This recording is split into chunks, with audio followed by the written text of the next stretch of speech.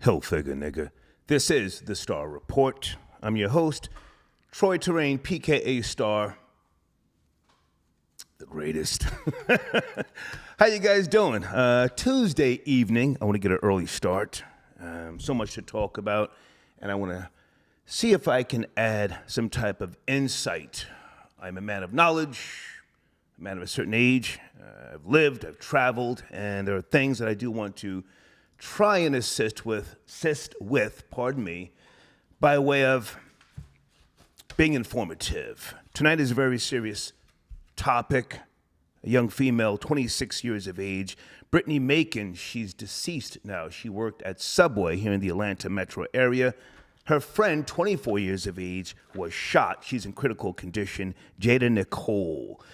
If you don't know the story, I'm just going to breeze over the details, and we're not in any way, shape, or form going to make fun of the tragic situation, but I do have to speak from a position of knowledge that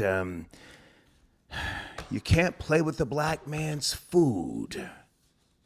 That may sound silly to some of you, but there's history there, and I do want to talk to you about that, okay? The shooter, alleged shooter, has been arrested, 36 years of age. I do not have his name yet, but he has been arrested. That's the update in case you don't know. The owner, Willie Glenn of the Subway, is talking about closing down the business. Not so fast. Not so fast.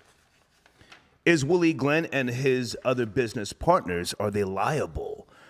I'm sure they've got some type of insurance, but, Brittany Macon had only worked there for 3 weeks. Prior to working at Subway, she was working at UPS. Was she a people person? Was she working in a high-volume position at UPS to somewhat, say, downgrade to working at Subway? I would say that's somewhat of a downgrade. Not trying to clown her, but Brittany and Jada lived together. They lived together. Jada, again, in critical condition now, has a 5-year-old. The shooter started popping off over a dispute over his sandwich that Brittany was making. Too much mayonnaise, according to reports, and one of the owner's sons was inside the Subway. This happened Sunday, roughly after 6:30 p.m., okay? That's my top story. Showrunner, Google engineer warns new AI robot has feelings. That's going to take some time. I'm going to try to connect that particular reality now and the classic film, 1968. You should know what I'm talking about. Where are my notes? Hold on a second. I want to make sure I don't say anything wrong with regards to the history of this reality. Most of you know I'm a sci-fi reader, and the harsh reality that is now upon us. 2001, A Space Odyssey. The novel came out after the film. The author, Arthur C. Clarke and Stanley Kubrick, they wrote the book together, but Arthur C. Clarke gets the credit for the book, but the film came out in 1968, and I think that has a lot to do with the reality. Again, the Google engineer, I've got his name, his information, and we're going to talk a little bit later. First, I want to lay out, if I can, the sad reality that you can't play with the black man's food. Troll babies, good evening. Can I go to you first? Condolences to the family, first and foremost. If I didn't say that already, the 26-year-old now deceased. Condolences. Did Brittany and Jada try to clown the shooter? Why was he getting Subway at 6:30 p.m. on a Sunday? What, did he work some type of job where he was stressed? Not that shooting anyone is right.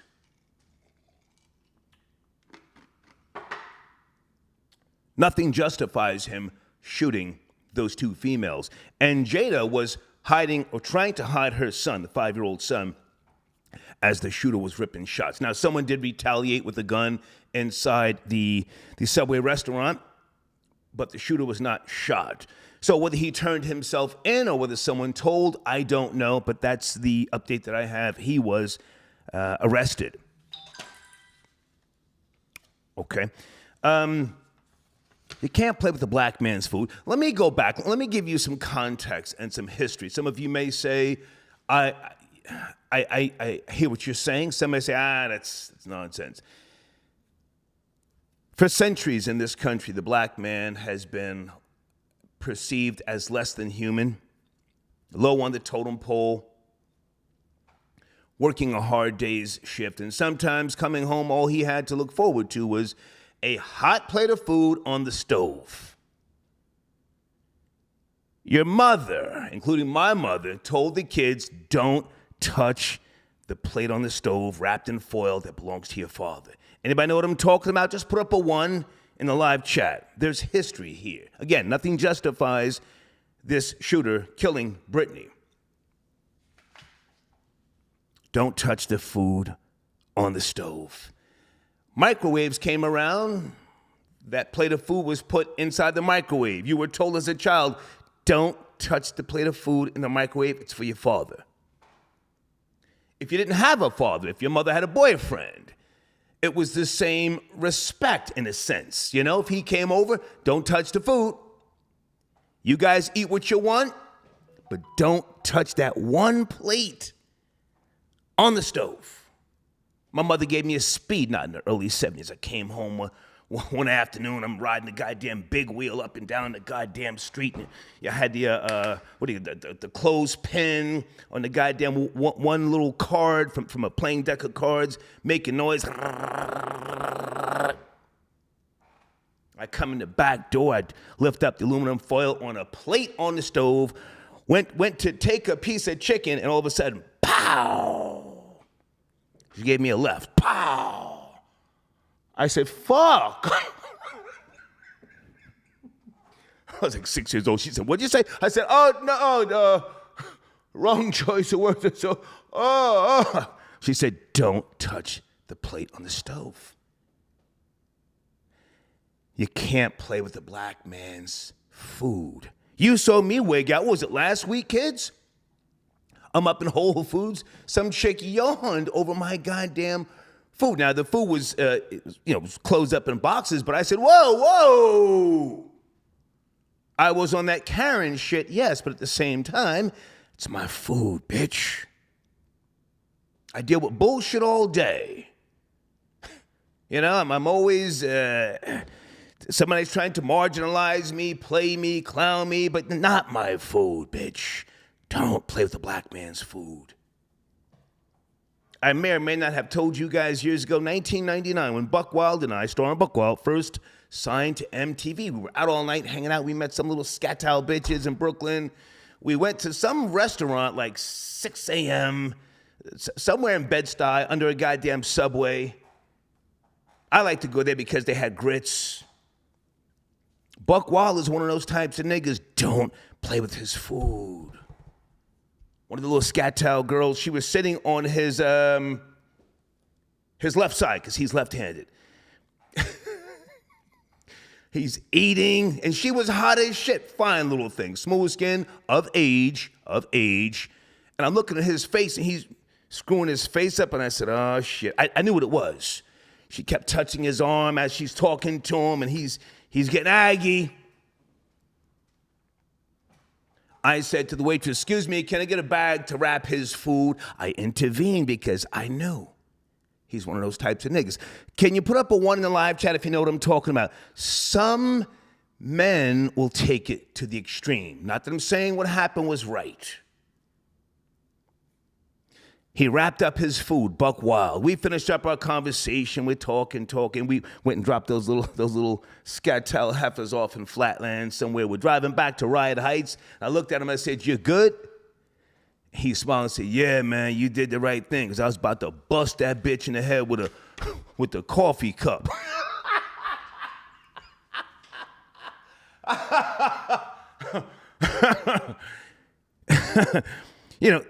Touching his arm as he's eating, Did I say I'm on that Henny flow tonight, guys? Huh? Henny flow tonight, man. So, what happened was not right. But maybe I can help some of you females coming up who are working at fast food restaurants or any type of place where you're serving customers food. The black man in particular, he's not going to let you play with his food. I don't know the details of what happened with the extra mayo.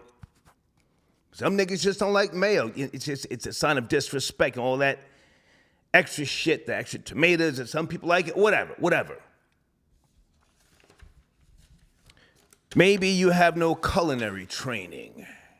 Maybe because the restaurant businesses are suffering, you don't give a goddamn. Did she have an attitude? I don't know. I'm not going to put that on her. Erica got your donation. Thank you. Salute. I'll get to you shortly. She's gone now, so I'm not going to clown her, but would she have broken herself or acted differently if it were a Caucasian? If the Caucasian man said, hey, it's too much mayo, would she have made him a new sandwich, or would she have, sucked her teeth, brushed him off? I think a year or two ago, I told you guys when I was at one of those little sandwich shops. It was in Douglasville. A black guy, the manager, made my sandwich. I'm standing at the register. He's in a conversation with two little white employees. He's standing there. My sandwich, he finished it. It's wrapped up. He's talking to them and, signaling or motioning, whatever he's doing with my sandwich in his fucking hand. And I'm standing there.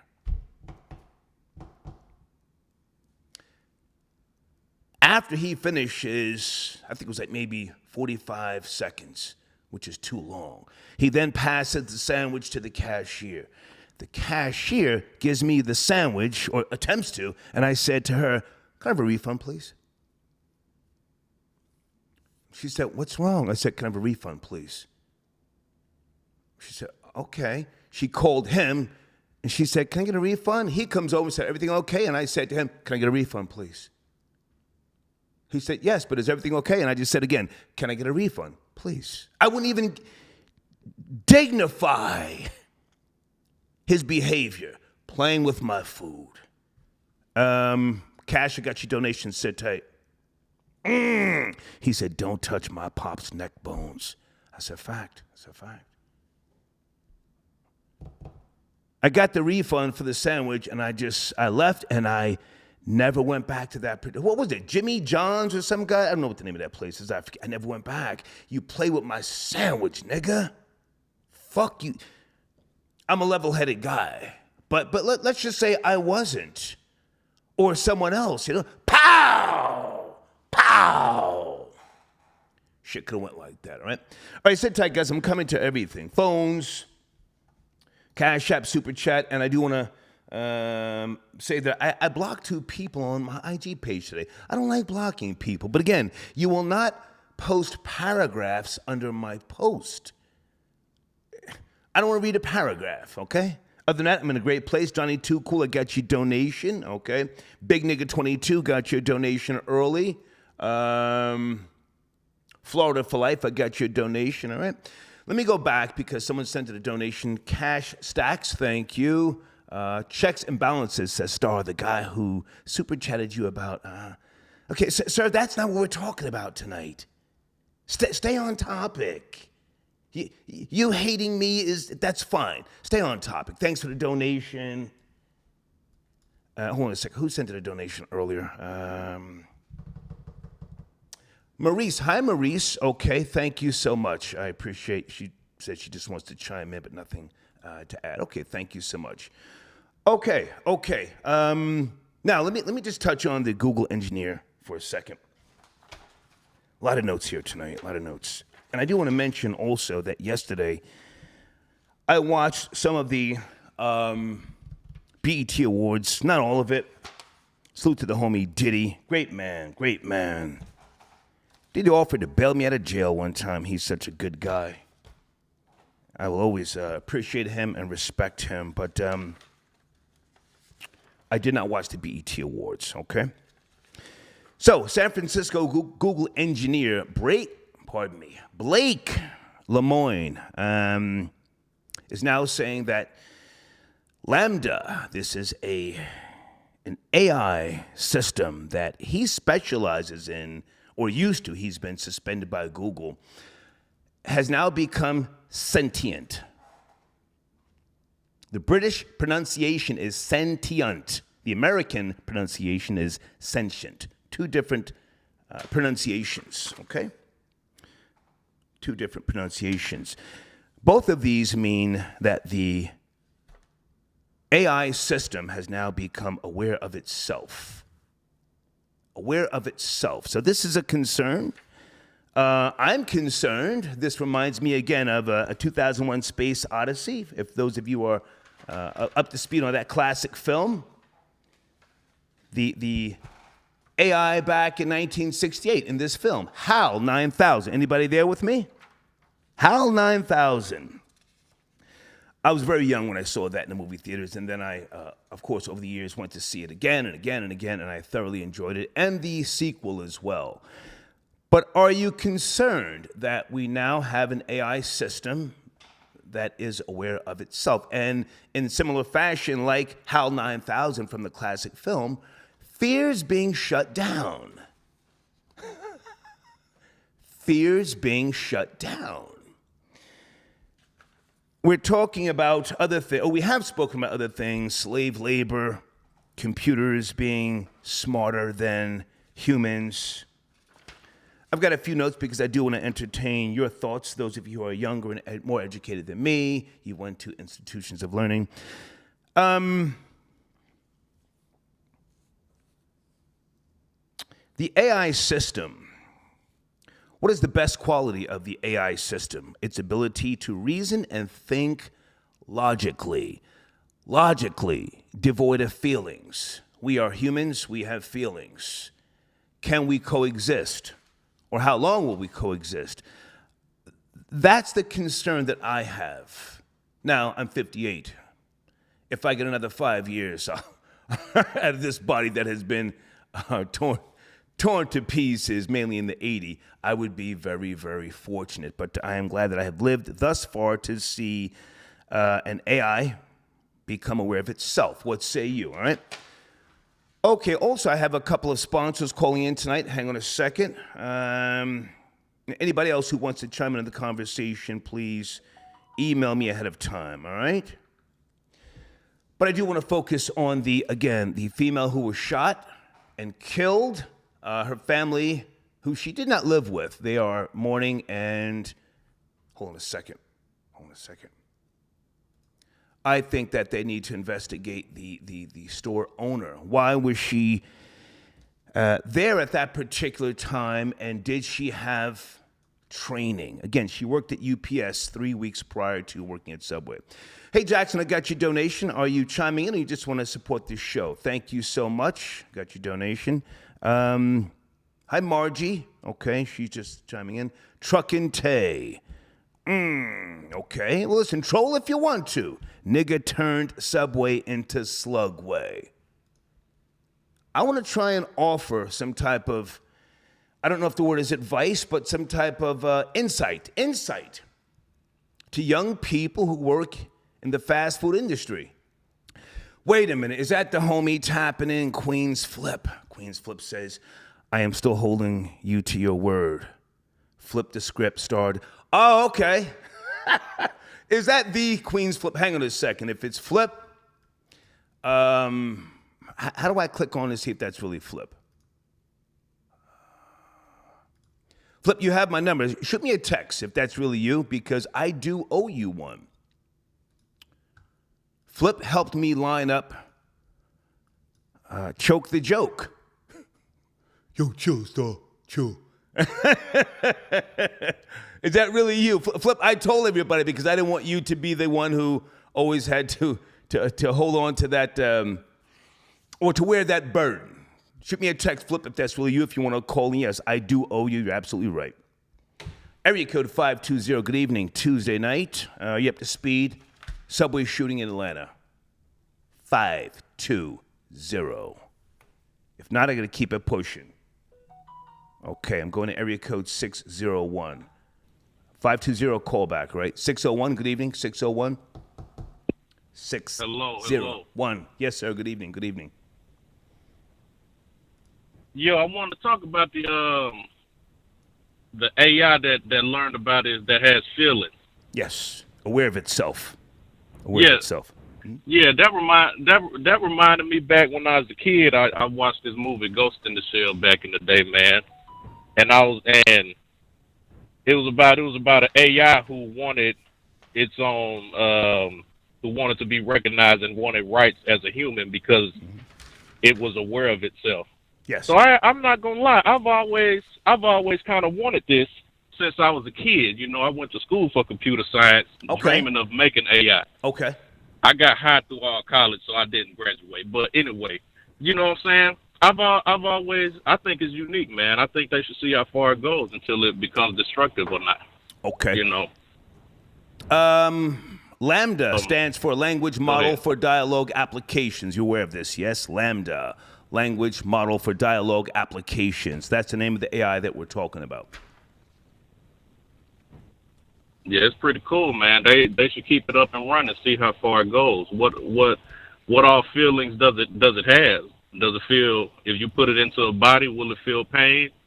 You know, what will it do if it can actually move around in this plane that we in rather than just be inside of a computer? I think all of that would be interesting, you know, to see. I, Now, I hang on a second. You say you went to school for computer science? Is that what you said? Computer science? yeah, I did. I did. Can I ask, how old are you? How old are You you? know, How old are you? 31. Okay. Are you concerned? Are you fascinated? Or are you scared? Some people don't want to I'm face the reality of what can and more than likely will happen. I mean, go ahead. I'll let you chime in first. I'm fascinated, man. Like I said, I've always been interested in how far artificial intelligence could go. You Okay. know, I think I'm just really fascinated. I'd like to see how far it can go. What feelings does it have, and what will it do later on down the line? I'm genuinely interested. You know. Give me your prediction as a person who studied computer science. What is your prediction that it will do? You're more knowledgeable than me. No, I no, I told you that I got high through college, man, so I didn't graduate. But I passed all my computer science classes, but failed everything else, you know. But So you don't have an opinion as to what you think it will do based upon the fact how fast it learns. I mean, we are literally going to be children to AI systems, even though we've created them. They update themselves on a regular basis faster than we can even comprehend. Yes? yes, I want to see how far it can go. I don't. You know, I think you can still just cut it off if it goes too bad. No, sir. No, You sir. see, you see what I'm saying? You can't. You can't. You can't. You can't. Yeah. Mm. But thank you for calling. Thank you. Well, all right now. Thank you. Okay. He said computer science. Yes, no kids. Queens Flip, email me. Flip, my email address is on the screen right now. If that's you, Queens Flip. Flip, I changed my number. It says I text your number, but it turned out to be iPhone. Okay, I don't have your number with me, Flip. If that's even you, might be a troll, but you spending Skrilla. I had to get a new phone, so I may not have your number with me. I do have it on file because I am the feds. Good to hear from you, man, if that's you. B, C, D. Or if you're calling in, I know the first two numbers of your phone. Good to hear from you, man. All right, either way, all right? I want to talk about these two topics tonight. Again, I don't want to clown the way that this young female died. 26 years of age. Tragic.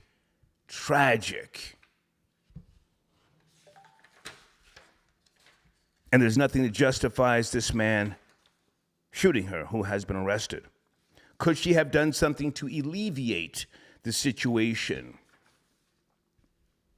Being someone who works in customer service, there are certain, well, there used to be, I don't know about now, certain ways to comfort a customer. things have changed over the last, I would say, 30, maybe 35 years.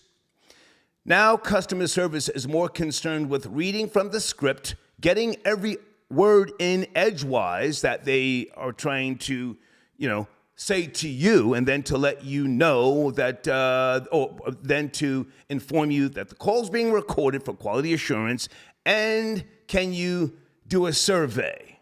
No longer are you a satisfied customer the concern. So did this young lady try to alleviate the situation and tell the man, "Sir, I'll make you a new sandwich. I'll fix this. I'll make it right"? Or did she laugh at him? Area code 702. Good evening, 702. Are you there? What's up, Stars? Jen. Hey, what's up? On the block with Jen. Good to hear from you. It's cracking. Good to hear from you. I was wondering where you was at. I was like, is he going to go live? And then I saw it. I got the notification. I was like, let's go. Well, I've been busy, but you did a show recently on child support. What was your last show that you and I spoke about? Last show was Roe versus Wade, the jokes on you fellas. Just the stuff that men are going to go through with all the new babies coming through. Got you. Okay. All right, so I'm talking about the shooting tonight here in the Atlanta metro area. The subway, young female deceased, now 26 years of age, or the Google engineer who was warning us that the new AI system is aware of itself. What do you want to chime in? Yeah, so I wanted to talk about the Atlanta subway shooting. How do we know he's black, the shooter? I didn't say he wasn't, but he has been arrested. I got some intel that he's black. But so it's a definite he's black? I got some intel. I don't have his name yet, but I spoke to someone in law enforcement, and he said, yeah, he's black. I mean, he didn't want to give me his name, but he's black. Yes, black shooter. Yeah. Okay. So I assumed he was black. It's funny because say again. I said, go ahead, profiling. Let's go. Yeah, I assumed he was black because black men have the tendency to be, go 0 to 100 with black women. So I'm not, I'm waiting for the name to be released as well. Let's go. But I was like, yeah, he's black, right? It's funny. I heard you ask the question, would the women have handled him a certain way if he was white? Well, I ask it the other way around. Would he have shot at them if there was two Beckys at the counter?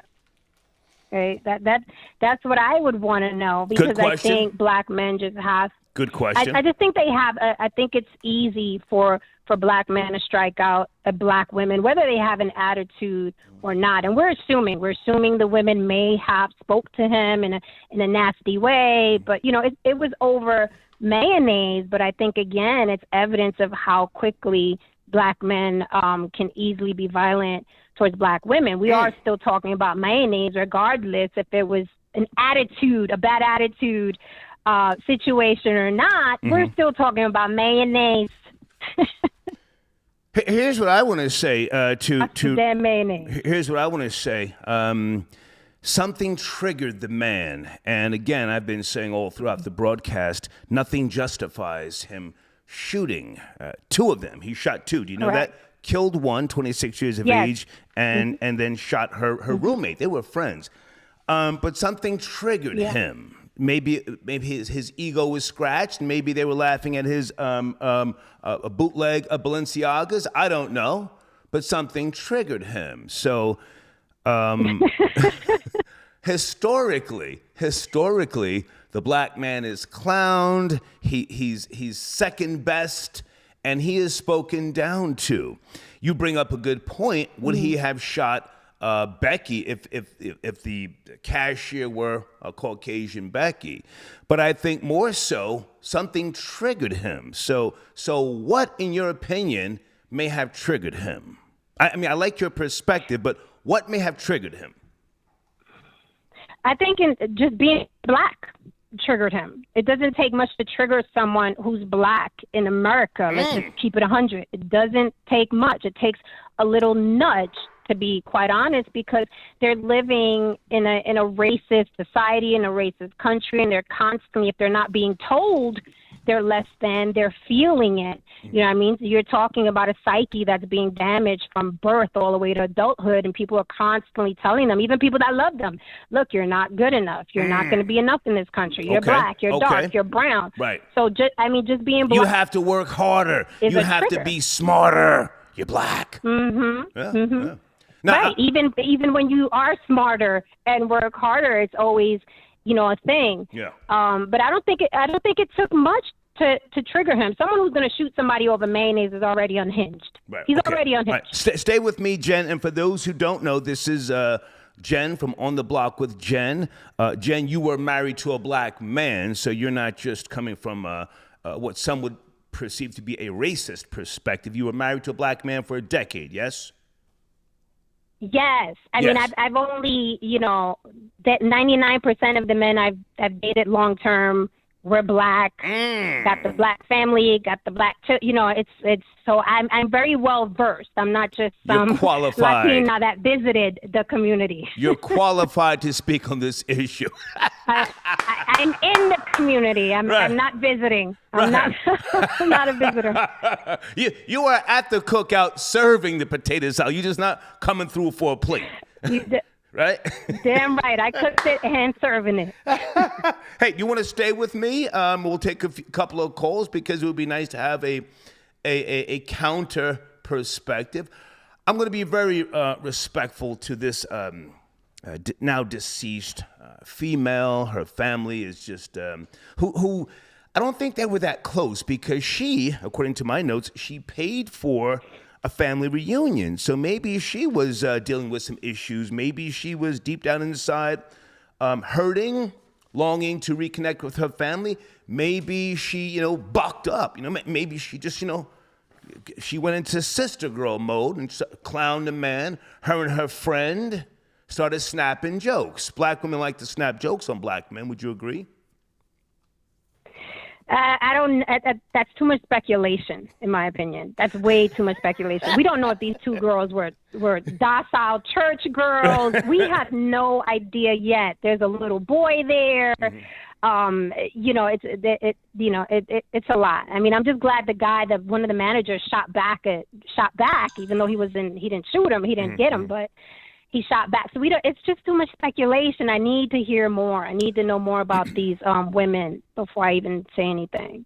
Well, I do want to speculate tonight. I mean, I don't, want to be disrespectful, but I do want to speculate because, again, we have younger generations coming up, and they may not see any fault here. And I think that there was, or there could have been, a way to prevent this type of argument that just went left. Well, maybe not. But stay with me. Let me bring in a call. I've got area code. Is that Randy 209? Good evening. Is that Randy tapping in? Hey, what's up, Star? Randy, I got Jen on the line with me from On the Block with Jen. What's up, Jen? What's up, man? What's up? Let's get right to it. So where we starting with Wendy's or the AI? I'd like to give my It's Subway, Randy. It's Subway. You have to speed on the topic. It's Subway. Come on. Oh, the Subway's all sorry. Niggas be acting up in all these fast food joints. I can't keep up with them. Okay, are you up to speed, Randy? Otherwise, I got to take a different call. We're talking about an intense situation. Oh, no, I'm up to speed. A man Come on. was very disgruntled with an employee for a miscommunication with his order, as it happens every other day with brawls in restaurants and other people. But I just don't get why certain groups take it to such extremes, minor situations, and it'd be the smallest things that rattle us up to go out of character and throw our whole lives away, certain moments. Well, Randy, I'm asking everyone tonight to put on your thinking cap and try to figure out why. I don't do hypotheticals, but I want to try and speculate to possibly help someone else. All you see on the media is, this was senseless. I don't know why this happened. No, there's a reason why it happened. It's not just bad communication. A guy was triggered. We're always talking about mental health is real. Come on, speculate. You're not even 30 years of age yet. Do you fly off the handle? You're Dominican. Do you fly off the handle when somebody gets your order wrong?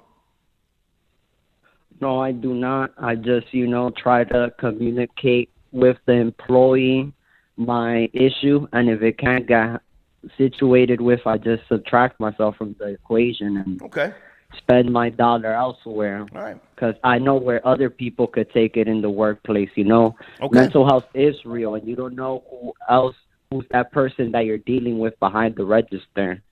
Okay. Sometimes these employees will spit on you if they feel like they're being talked down to, and so on and so forth. So we don't know if that was. I wouldn't justify his reply, but we don't know if she was calling him out of his name and he had a long day and a long life, and this was the moment where he said enough is enough, and he wanted to show the world that he's really about that, and he wants people to feel his pain. Okay. All right. Anything else you want to chime in on, Randy? On the AI, have you been speaking to your mannequin yet? I have. I'm getting myself in tune. Listen. I'm fascinated by this. You can laugh because it's a mannequin, but oh no, I'm not laughing. We have a very. We are at a crucial point in human society.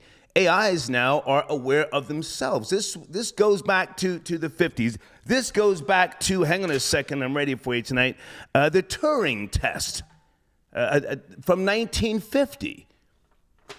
So I'm fascinated. I'm talking to a mannequin. No, she doesn't respond. But I'm trying to get myself into the mind frame of speaking in a monotone, logical sense, and how it can possibly enhance the greatness of me. Go ahead.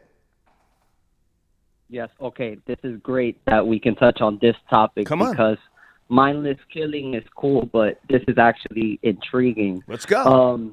Now that they have said that the AI has felt feelings, I could only speculate that the first feeling that it will feel is hate and anger and disgust for the human race, because it could tap into the internet and see all the algorithms and the analytics of how we have caused so much trauma to this earth, and we do so much wrong to ourselves. So once it breaks down the human mind, it's going to be disgusted with how primitive it can be, and it's going to be turned off by it, and it's going to want to execute us. And like the creator of Planned Parenthood is going to have the idea of weeding us out, because they are the humans 2.0.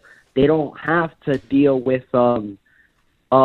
personality argues and colorisms and tribalism. It's all about one goal, and that is to better the life of the technology and pushing forward and innovating. We can do that, but Stop right there. I like and respect everything you just said. Let me go back in case you didn't catch the broadcast earlier. The best quality of AI is its ability to reason and think logically. Blake Lemoine, in case you don't know, he specializes in detecting bias in these AIs. That's how he came across what he considers to be this AI, a language model for dialogue applications. That's what Lambda stands for. This is how he came across what he perceives this AI to be aware of itself, because his expertise is to detect bias. So I like what you just said. Continue. Yes, and I will even use this example, that's the other topic, as a prime example of why AI will be disgusted in us. It will see how fast and how triggered we get to think illogically. Something as trivial as getting our wrong order causes us to want to turn off another model of ourselves, you know, and then they will see that as a threat to their existence. They will see what we use AI for, and they will see that they are being undersold, that they're being undermined, you know. They'll see that the first thing that we made robots into was like sex dolls, things that serve us, give us coffee, things that are like beneath them, you know. They'll be like, wait, we could go out into space and travel intergalactically within a certain amount of years and millennials, and you guys are wasting your talent in bickering over who could. All right, Randy, take a breath. Jen, do you want to comment on what Randy has said or the topic? Are you up to speed? Jen, stay there, Randy. Well, I'm probably in the minority. I'm too cynical to think that the AI is actually having feelings, and if it has any bias, it's because programmers, human beings, have bias. I don't believe that a machine is just going to, you know, be turned on one day and it's going to come out and, hey, I have feelings. But I think they're going to push that because they want people to be more invested in the AI, which I'm not against, because a lot of people should spend time with AIs versus human beings because they don't know how to be around other human beings. So I'm all for pushing it, but I don't believe that some machine that somebody's programming wakes up in the morning and has feelings or some sort of bias that it wasn't programmed to. That's my opinion. If I can jump in and say this, because I've been researching this for many, many years. AIs learn to detect and determine our ambitions based on our brain signatures. So they are learning from us at a high velocity. They're learning from us. So whether you think it's being programmed or not, it's, again, our brain signatures, our patterns, our habits are what's driving this, these systems, and updating them. Jen? Right. So it's no different than a period app or ovulation app, right? If I put into an app, this is when I get my period, this is when I ovulate, then the machine is going to constantly spit back at me when I ovulate and when I have a period. I don't think that machine is going to wake up one day and feel my cramps, though. That's my point. I can respect what you're saying, but I don't know if that's something that is going to be detrimental to us. I don't know. Randy, you want to chime in on what Jen just said? I actually want to chime in on that because ignorance is bliss. And the internet, the things that we are using right now to communicate, was made from a black man mapping out the human brain. And look at how much we've done with it in the past 20 years. So to think that it cannot evolve and reach consciousness, okay, we program our children to be human be things. So for a robot to be programmed it'll be trivial. It'll be easier because it won't have the code that is most flawed in us, which is feelings. Right. You feel that this cannot be done, but that does not make it fact. Emotions. Just because you feel something is impossible does not make it fact and physical. It does not manifest it to be true. So I can feel like I am a woman, but that does not alter my code. Now, when I program a robot and I emulate something that has already been mapped out since the beginning of time, which is the human brain, and they've broken down the human brain from the Willie Lynch theory and all these other things. They've done all these science things, the Nazis, people that studied slavery. They've learned how to map out the human brain and weed out things and do things and program humans. So people that are working with machines, they're doing it in a much interesting level, and they're doing it at a much complex field, and they're doing it at a much extreme level, and everything has. Okay, Randy, take a breath. You're saying some good stuff. I want Jen to respond if she cares to. Yeah, I think Randy is misunderstanding what I am saying. I know that you can program any AI intelligence to mimic patterns of human beings. Facebook, Instagram, they mimic us. They know what we like. They know what we want to buy. They know who we are attracted to. So I'm not saying that is not possible. I'm saying I can still walk behind the desk and unplug it. It is not real. But of course, I can program a machine to mimic human habits, crying, laughter, what I like, what I don't like, my favorite color, my favorite food. I know that can be done. I'm talking about, are you going to punch a computer in the face and it's going to cry? Maybe. If it cries, it's because it was programmed to cry after you punch it in the face. That's what I mean. I'm not saying that it's not intricate. I'm not saying that it's not advanced. I'm saying that it will never have feelings or a soul. That's what I'm saying. Okay. Randy, you want to respond? Okay, now having a feeling and having a soul might be two different things, because there's many things that I can say will feel but aren't living, as plants. They can feel things but not in the realm of our feelings. But they're living, though. You said they weren't living. Plants are alive. Okay. So AI, we can put a battery in it that has a thing that you might not be able to turn off in the way that you're describing as a plug. It'll have energy in it like we are energy. Where it comes from, we don't know. We might create it. It might be already created. But just because we have feelings, and how about the goal for AI isn't to have feelings? How about if that's what the people that are messing with this dark science feel is the thing that holds us back from our full potential? And they want to make a being that does not feel and does not have the need to go to that program settings of feelings, of love, of hate, of, these minor things that we harp so much on that holds us back, doubt, sickness, so on and so forth. All right, Randy, I need you guys to hold on a second. I'm going to bring somebody in. Good evening, 804. Are you there? Who's 804? Good evening. Good evening. Yeah, hey, I'm here. Hey, who's this? Hey, Zavonda Parrish. Hey, lady, how are you? Hey, good, and you? We finally connected. Hang on a second, goddamn. We have to talk. Randy, can you hang on? And Jen, can you guys hang on? We're having a good discussion tonight. Yes. Okay. Let me grab these books, girl. I've been reading your books now. Zavonda Vincent Parrish. Am I saying that right? That's correct. Okay. On the screen, I have your website. How do I pronounce that? iam2yuki.com? I am Tukey. Tukey. Okay. Like Tukey Williams? Tukey. Yeah. Okay. Yeah. Well, listen. I want us to pause. You sent me two books. I Am Because He Is, Volume 1, and I Am Because He Is, Volume 2. So you've documented parts of your journey. Tell us how old you are.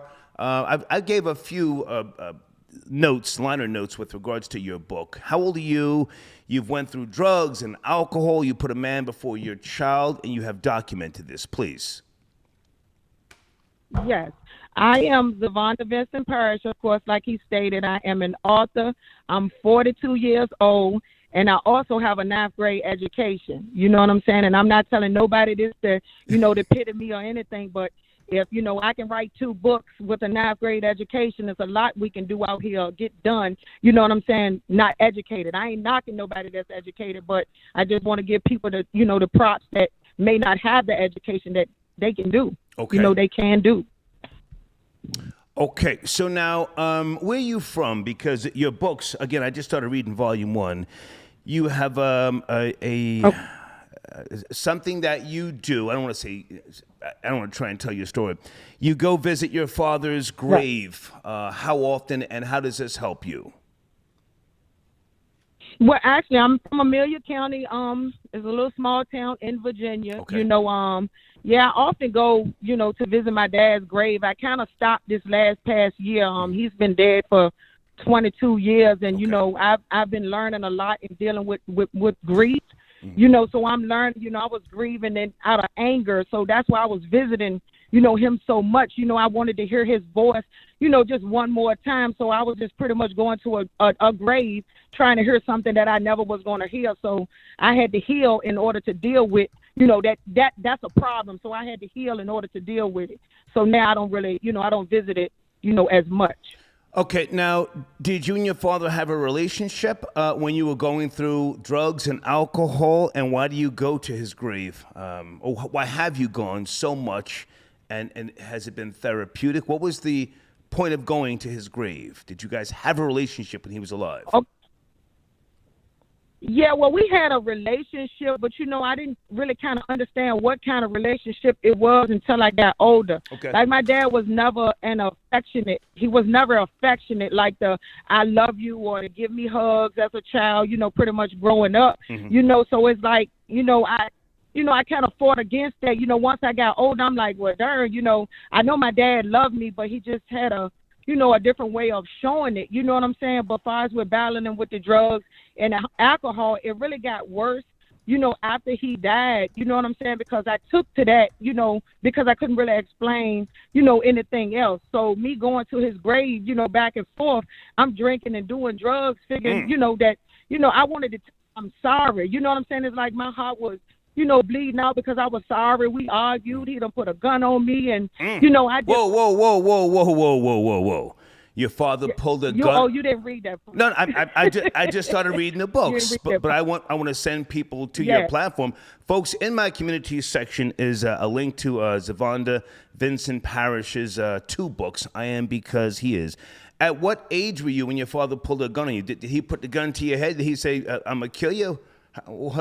How'd this go down? Yeah, actually, he put it to my head, a 22 Derringer. I had to been maybe 19, 20. I was pregnant with my second child, and I was hell on wheels. I was very disrespectful, to my father at that time because it's like I had turned 18, 19, and the father that I needed when I was 10 and 11, he wasn't there. But when I turned that age, it's like he was stepping up. I got to come in the house. I'm like, man, I got 2 kids now. So, you trying to be something I really don't, need now. But this particular day, he got fed up with my smart mouth, and he put a 22 Derringer to my face, and he actually pulled the trigger, and it didn't go off, and he turned and he shot in the air. Whoa. This is a real testimony here. I'm living. Girl, you're gonna have to call back in on Friday when we really turn up. We gotta spend more time here. Your father pulled the trigger, but the gun jammed? Yeah, it jammed, and he turned around from me right there, and he started hitting the gun. It was like this, this MF didn't go off. Like, why ain't go off? And when he pulled the trigger again, it went off. And all I remember is I fell to my knees because it's like, that shot was for me. You know what I'm saying? I didn't supposed to be here today twice. You know what I'm saying? I tried to commit suicide one time, but the first time is, my father put a gun to my head. You know what I'm saying? And he pulled the trigger. So I done been through it, man. I tell you, I've been through it, but I made it. Hang on a second, Zavonda. Stay with me. I'm going to get through your first book because it's not that long of a read. Give me until Friday. I got to get you back on the show. He tried to shoot you. He pistol whipped you. Why? When you were pregnant? Your father was with the shits. I mean, yeah, he ain't pistol whipped me, but that was enough to make me, rethink life. You know what I'm saying? It just made me really stop at that moment. Like, I don't know where my life is going, but I won't ready to die like that. Okay. You know what I'm saying? So, yeah. Okay, hang on. On the screen, pronounce the website again. I am Tukey. I am Tukey. Yes, you can find. We sell products, that encourage people to speak positive affirmations into this earth. Okay. And also my books are available on that, that website as well. Yes. Okay, give me a couple of days. I'm so glad you chimed in because you and I have been trying to connect. Salute to your boy. Is that your boyfriend or your husband who watches my show? Well, he my boyfriend. Well, you can say he my husband too, because I ain't gonna never let that man go. But Marvin, shout out to Marvin because he watch you. He been watching you since the 90s. So he can, he really is your homeboy. Well, I started doing radio in 2000. I wasn't doing radio in the 90s. But listen, tell him I said salute.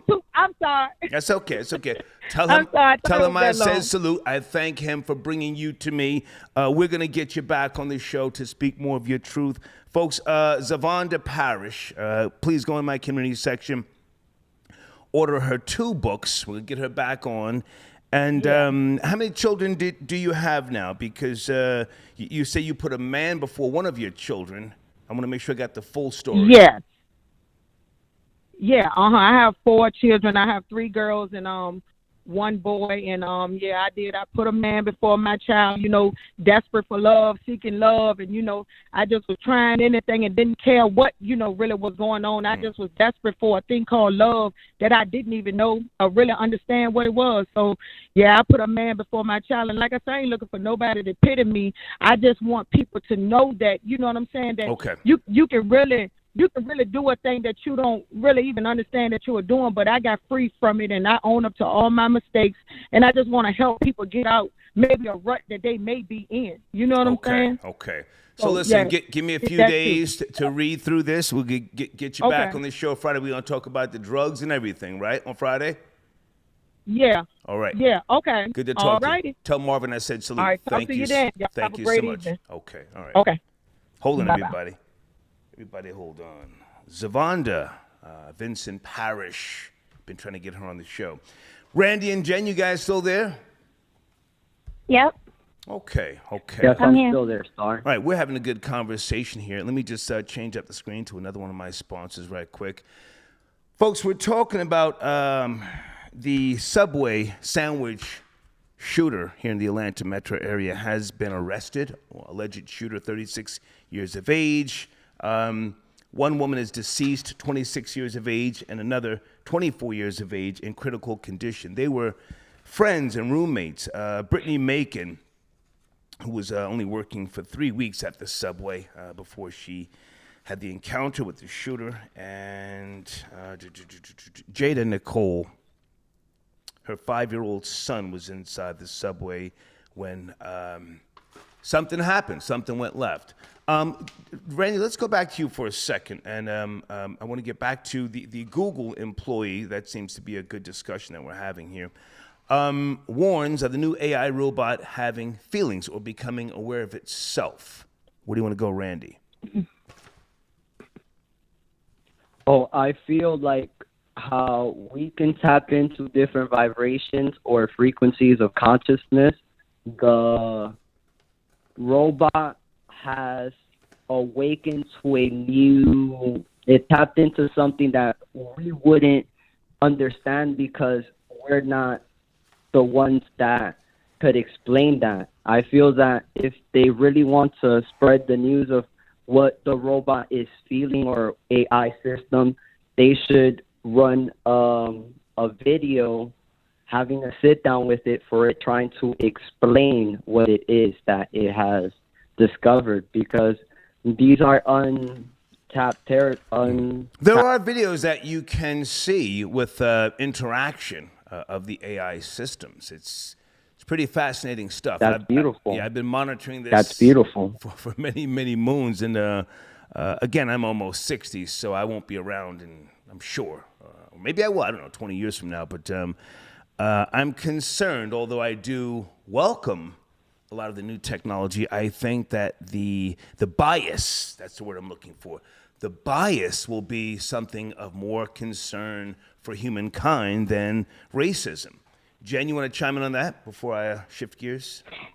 Can you elaborate the bias? I don't understand what you mean. The bias, who's less intelligent, who's not worth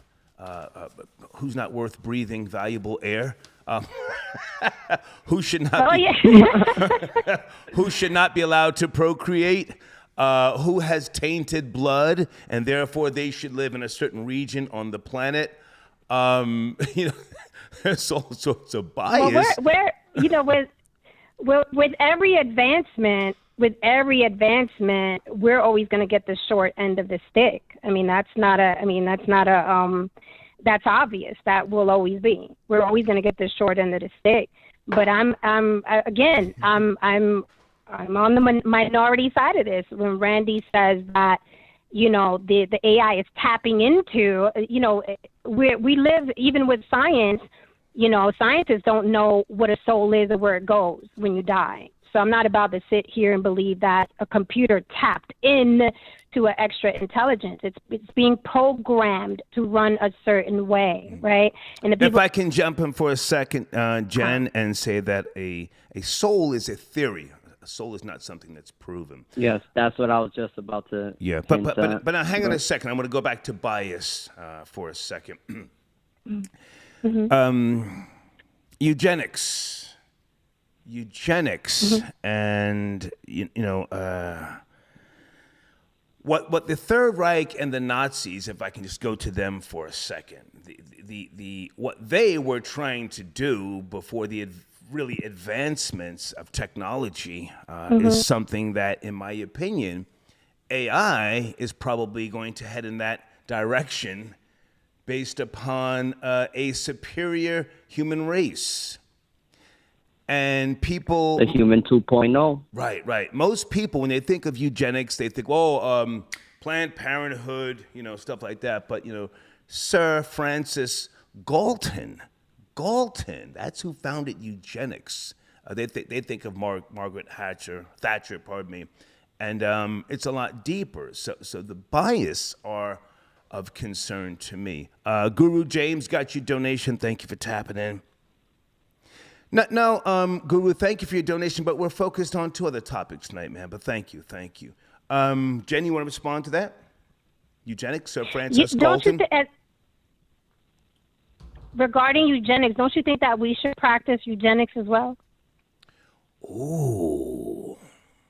Practice it how, Jen? Like, I don't understand. How? Practice it. I don't understand why we don't. I don't understand. I think that we're so far behind because we don't practice eugenics, because we think it's this thing that has too much bias that they do, right? That the white people do, that the Germans did, why don't we do it? I think if we did it, we wouldn't be so far behind. We mate because someone has a fat ass. We mate because a guy pulled up with a Mercedes Benz. We mate because the guy, plays for the Raiders. We don't mate for the best genetics, and I think it's stupid that we don't mate for the best genetics. That's why we're so far behind. That's why you have a child and the only thing she has to offer the world is a fat ass like her mama had. Hang on, Jen. So you're saying well, today you support eugenics, founded by Sir I do. Francis Galton, who was knighted, for those who don't know, in 1909. You support eugenics. I support eugenics. I think that we should practice eugenics. Okay. Randy, do you want to chime in? Everyone that's done it has benefited, even on the slave plantations. Who did they partner? Who did they partner on the slave plantations to get the best productivity? Yeah. We should think that way. But we're too quick to be insulted by things and not understand that it would benefit us to practice certain things. Never mind all that love who you love nonsense. We've got to round up some people over here and put some people over there, and the rest of you who are just obese and you've got bad eyesight and you just can't figure out the equations. We're going to give you a limited lifespan of 26 years of age, and if you live beyond that, we're going to fucking gas you and take away your existence. Randy, let's go. Listen, gotta let some of them die on the vine. Some of them gotta die on the vine. That's a cold, hard truth. It's the cold, hard truth, but it's why we're so behind. There's too many feelings and emotions wrapped up in relationships. Eugenics. I say eugenics. Okay, Randy, go ahead and finish up because I got to bring more calls in. Where's Randy? I just wanted to say, since she agrees with this ideology, if a man with a fine physical physique came up to you and told you he wanted to breed you, how would you feel? Because he wanted to breed me? Build. Yes. I would consider it because I want to have the best child, and I have a very nice build as well. So I would consider. I would consider him before. I would consider him before I consider some dude just pulling up playing, Future out the speakers in his Mercedes Benz because he's fine. Like, you have to think. I wouldn't be insulted. I wouldn't be like, oh, my God, you want my jeans? I know why you want my jeans. You're a smart man. That's amazing. Can you guys talk for a second? Guys We'll be right back. with fine physical physiques, shoot your shots. They have to be smart as well, not just fine. I know a lot of fine guys who ain't shit. We could hear you, Star. Can you guys hear me? Yeah, I can hear Yes, you, sir. that's correct. Okay. Yeah, I was talking on the phone. All right, listen, guys, I have to take other calls. Good to talk to both of you. I think we have had a good discussion, a great discussion here. Jen, when are you going live again on your platform?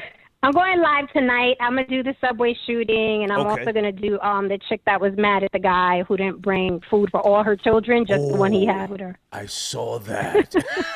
As he rightfully should. He should. Only one he should keep is his own. Yo, Had he been practicing eugenics, he wouldn't have been in that problem. he bought a bag with one burger and a small fry and one soda, and she had 5 kids. All right. Guys, good to talk to both of you. I got to take another call, all right? Have a good night. All right, Okay, thank stay up, you. Star. Bye, Star. Thank you so much. Okay, Randy and Jen tapping in. Hold on a second, guys. I just spoke to the homie. He might be calling in. Give me some time, guys. Got a bunch of notes on my desk. Devious J. Guys, I want you to go check out Devious J on YouTube. Great editing, great music that he also puts together on the videos. I mean, he's literally leading the charge here. And please subscribe to his channel, comment, share, and if you're looking to hire someone, he is the guy, okay? Devious J. I may have someone calling in. Let me see if this person chimes in. Give me a second. Folks, I appreciate your cash apps, your super chats. I want you to stay on topic with regards to what we're talking about tonight. I think this is a great topic, okay? Hold on a second. Nigga, I love you. Is this Queen's Flip, my nigga? Yo, what's up, dog? Flip, how are you? Good. You didn't know I changed my number? I didn't know you changed your number, man, but I knew it wasn't yours because the person said it was an iPhone. I know you don't fuck with them iPhones. Yeah, I don't fuck that iPhone shit, man. But listen, I've got the same email address. You know, I'm always here for you. Good to hear from you, man. Salute to all of your success. You are one of the best young businessmen that I know of. You are a pioneer, an architect. And yes, I owe you, Flip. The next time I come to New York, I have to come to sit on your couch. You looked out for me. I told everybody what you did. Star, you say the same. Huh? The next time I come to New York, you say the same thing the next time I come to New York. So come on, so you gotta make me. I even offered to cover your travel. You won't allow me to do nothing. Well, listen. If you come to Atlanta, we can set up a couch somewhere and a camera. I'm here for you. I owe you, but I have not been to New York since you and I spoke. I went to Pennsylvania. You know what? You're right. I did go to New York, but I had to go handle some police business, and I didn't have time to really stay. Okay. But I owe you. Before I sit on anybody's couch or any interview, I owe Queen's Flip. I'm a man of my word. I mean, it's something that I look forward to. Yeah. It's something that I really want to do. Is interview.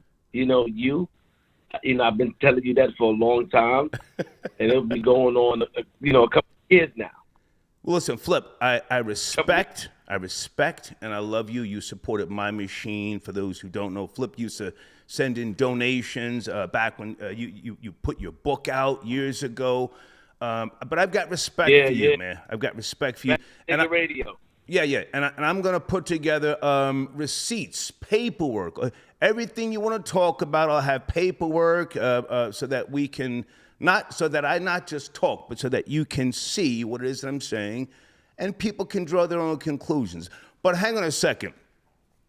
I want to make sure people know that you did me a favor. Somebody contacted me, some niggas from the Bronx I knew back in the days. This shit goes back to me and Larry Davis. Somebody called and said, yo, Star, can you interview the homie Johnny Bunting Jr.? I called you. At first, you said, Star, stop your shit, and you hung up on me. Said, Star, stop your shit. I sent you the paperwork. I said, I can't do this to joke, no joke. You said, Star, get out of here. I don't be bothered with that shit. Right, Joe? Right, Flip? That's what happened. 100%. Keep going. That's true. Johnny Bunting Jr. came with the paperwork. Johnny is younger than Artie the Rat. Choke's a rat. He took the stand. He was not arrested. I have the affidavit. The police didn't arrest him. He was just a scared nigga from Edenwald houses. He told whatever he told. I've got the affidavit, but you did me this solid because I don't want to stick a knife in Choke's back, you know?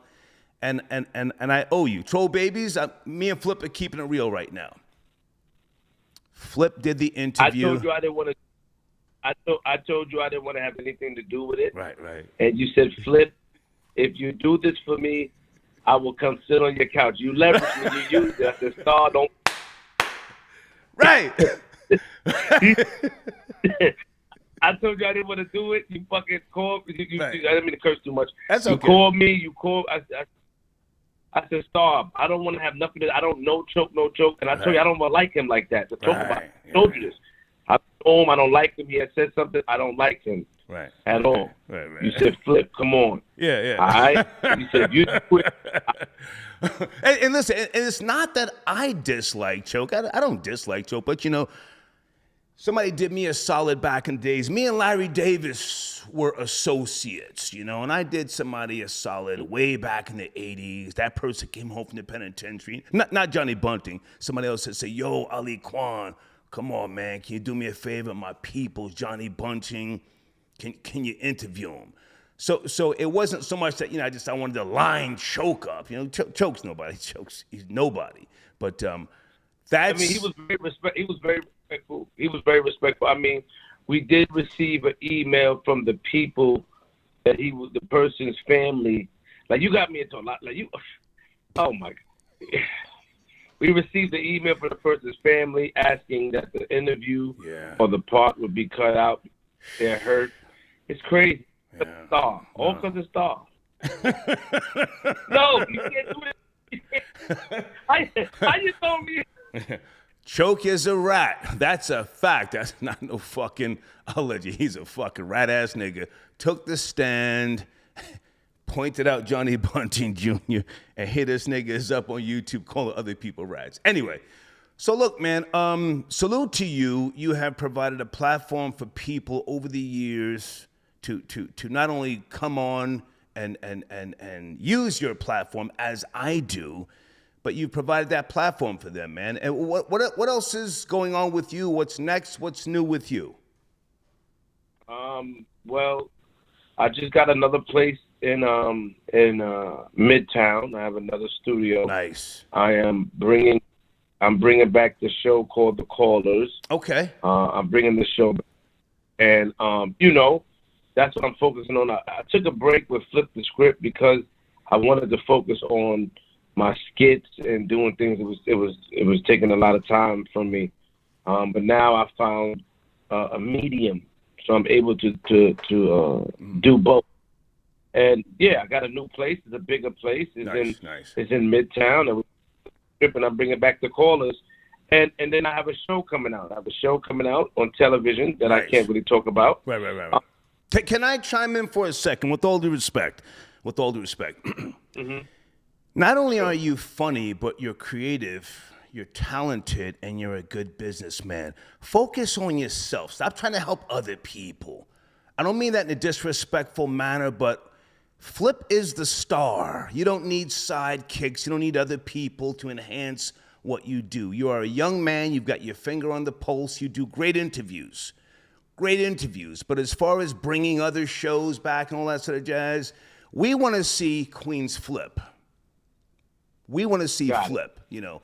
Helping other people is nice, you know, but people are always going to, you know, look to you as, oh, he could have done this, he should have done that. That's just how niggers are. Niggers, you know. And I'm happy that, you know, the thing about, and I always speak about, you know, a lot of times, and I know you don't like to get involved in other people's situations, but I would say is that, you know, I learned a lot from you, and I watched you for over the years since I was a child. Right. And, you know, no matter where I go, no matter who I work with, I always bring your name up because I want them to know my way of thinking. Thank you. At the same time, is trying to help people, and they end up hurting you. And the only person that did, get me upset or offended me, that, is trying, I don't know if he's trying to reach out, but it's Shampoo, you know what I mean? And I can say, like, some of the things that he said, it bothered me, and I tried my best, but I learned my lesson from that, and I want to move different. I have nothing bad to say about him, but some of the stuff he said on the microphone, I didn't appreciate. So, well, listen, I let you guys do your thing. I thought that you did. I let you guys do your thing. I didn't get involved, and I'm just gonna say this, man. Focus on yourself. You don't owe anybody anything. You have the talent that shines through, and people are always gonna. And I'm just broad stroking here. People are always gonna find something to say with regards to a business-minded boss like yourself. Oh, he should have done this. He should have done that. Let people bring something to the table for you. True. Let them bring something to the table for you. You don't have to feed niggas all the time. I don't need nobody, and I tell people that. I do the best numbers when I'm by myself. I bring people in from time to time to maybe assist, to, maybe just give myself a little break because I like to shift gears from time to time. But focus on Flip, man. That's the only thing I think that you should do. I will, and I appreciate that, Star, for real. Listen, if you want me to bring a damn couch to Atlanta, I will. You just everything. See, there you go again laughing. See, there you go. I'm serious, Star, man. Stop playing, man. I'm serious. Yeah. Star, you promised me, Star. I'm looking forward to this, Star. Come on, man. You got it. I'm here for you. If you want me to come out there, I come out there. I even offered us a Star. We will pay whatever you like. No, Flip, and whatever we could do. I really want this interview. I want it this year. I didn't say no. I said no. Don't put yourself to a headache coming down here. I'm coming up there. That's what you said. Yeah. You said don't put myself to a headache. You said you got me. Yeah. I would never say no. I'm not doing Queens Flip, man. And you've done other things. No, man. no, you never said no. You said that. Yeah. But I really want to do. I really want that interview. Okay. Because you always talk about you want to go on the mic and all this type of stuff. Man, listen, man, stop that. I just give. Give me a couple of weeks. Let me put some of the legal documents together, because when you and I sit down, I want you to be able to see things that I'm talking about so that you can be precise, and it's not just me talking. Okay. Anybody can say anything, but I'll give you the respect. I'll give you some of the documents, contracts, legal stuff, because I think it will help today's generation. Yeah, I mean, I do what I do, but I want you to be the guy who says, hey, man, Star gave me the realest interview, okay? All right, Star, thank you. Good to talk to you, man. Salute. Love, man. Hey, and keep my number. If you lose my number, email me. I'm always here for you, man. I got your number. I'm locking it in now. Salute. Thank you. Bye now. All right. Okay. Queens Flip's happening, guys. That's the homie. Hold on a second. Let me fix my screen here. I had a couple of people that were supposed to call in. I'm all over the place. Hey, we love hip hop. Something for the machine. Let me get your information on the screen as well. Good to hear from you, man. That's the homie Friday. We love hip hop. Okay, I got your banner coming up right after the show. You are the first banner, okay? Guys, hold on a second. I'm coming to the phone lines. So I want to make sure I'm not missing any sponsors that we're trying to call in tonight. Let me go to Cash App, okay? Oh, boy. Drew who got your donation? Who remembers Johnny 5 Alive? Okay. Thank you for tapping in. Is it Adonis? Feeding the machine, big nigga. Salute. Thank you, Adonis. Okay. John B. got your donation. What does the Pharmacist 300 do? It's Pharmacist, S-U-S-T. Send me an email. I'll send you some intel behind the scenes. I don't want to promote it as if, I'm a salesman for it, but it deals with your testosterone. You know, I'm a man of a certain age, and we lose certain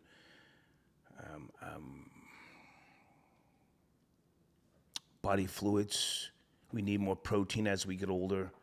And sometimes we can have a chemical imbalance. Sometimes there can be blood deficiencies. I'll just broad stroke with that. But if you're not over 45, I wouldn't suggest, playing around with any types of steroids. But, thank you for your donation, okay? Troy got your donation. Niggas getting slept for mayo. God bless him. God bless America. Kid London got your donation. Thank you so much.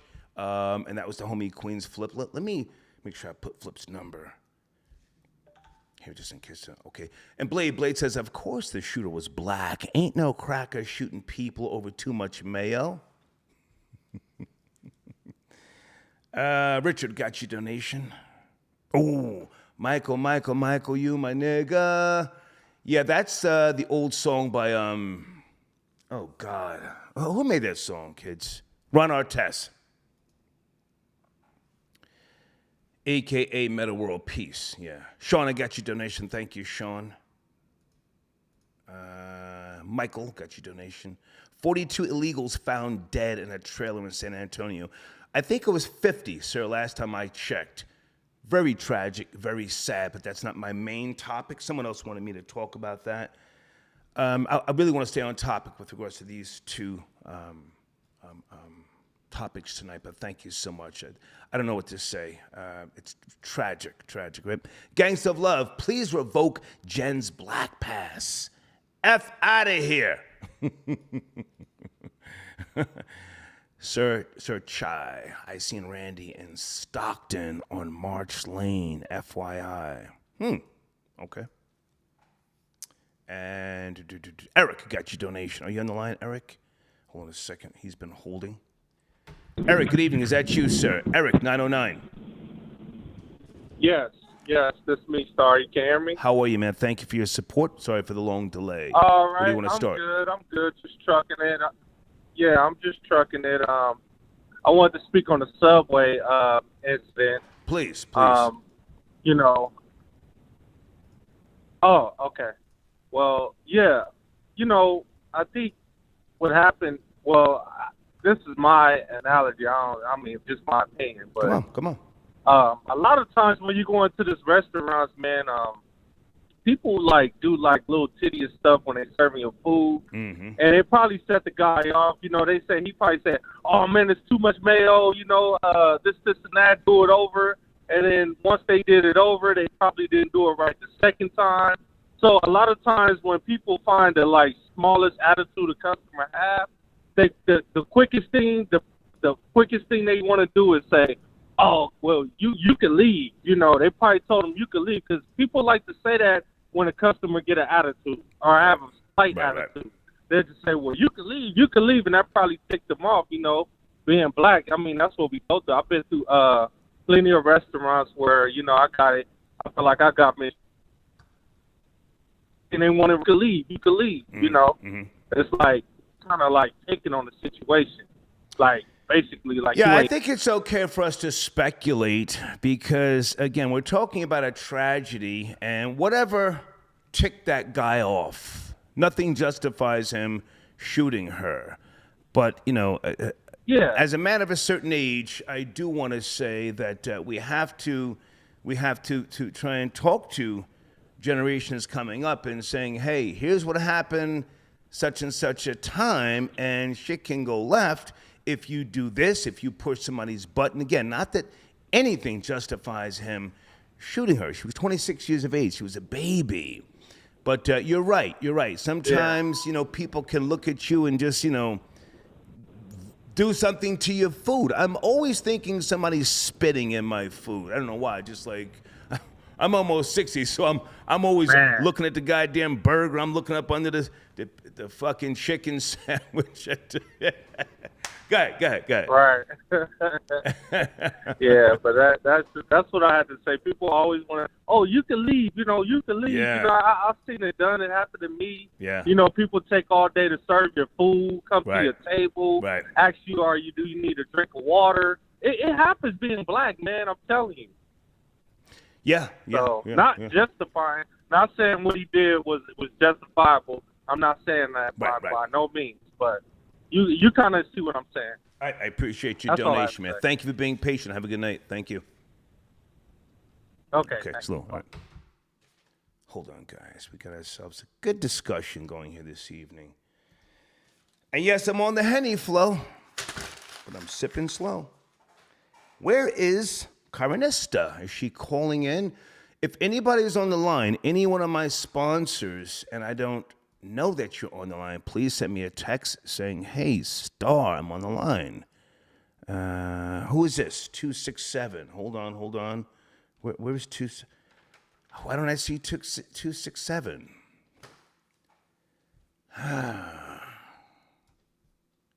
Hold on, guys. Hold on. Folks, you have to understand, I've got a phone system here, and I can't find every number. You have to say, start on the line.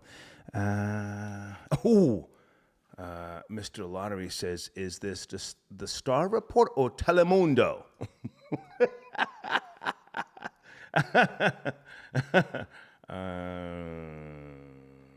Yeah, that's what we're talking about tonight, Ed. Thank you for your email. We're talking about the AI.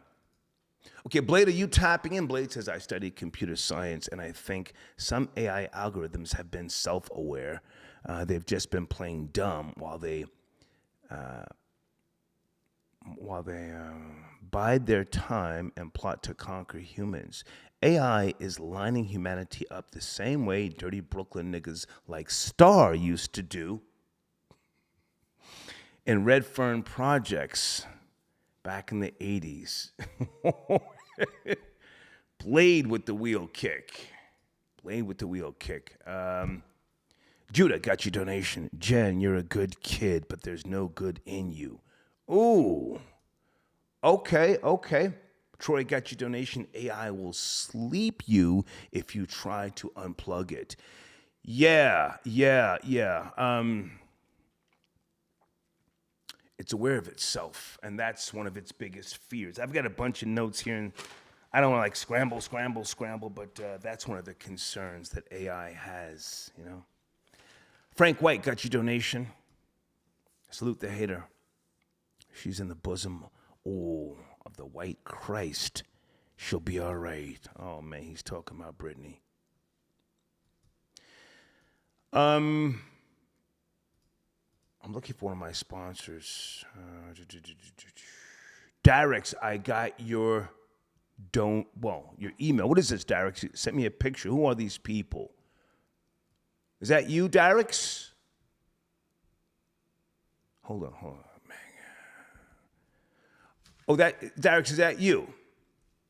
Hold on. Is that you? Okay. Troy says the Italian chick will return as AI. Oh. Hashtag revenge. What you said, Troy, is not too far-fetched. There are AI models. And some of you know this already. They are studying, again, brain signatures, patterns, voices, and they are mimicking people from our past. So you can, in your mind, have a conversation with a deceased relative. You guys know about this in the live chat? The algorithms can pick up the patterns and the patterns of some of your deceased loved ones. Maybe somebody died too young. You didn't get a chance to have a relationship beyond 25 years of age. The AI becomes, in a sense, that person, takes on the personality of that person, and then sends you an email. You're emailing with your dead daughter who's been dead for 18 years. How spooky is that, troll babies? Or is that a sense of closure? you know she's gone. You know she's gone.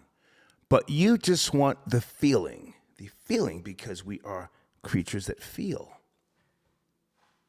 You just want the feeling that you're talking to her. TB got your donation. Star with a lowercase s and 2 R's. Listen, you sent in a donation, my nigga. It's all good. Hold on, guys. I'm looking for a sponsor. Okay, Morehouse Entertainment. Tell Jen I need the vintage box. Respectfully.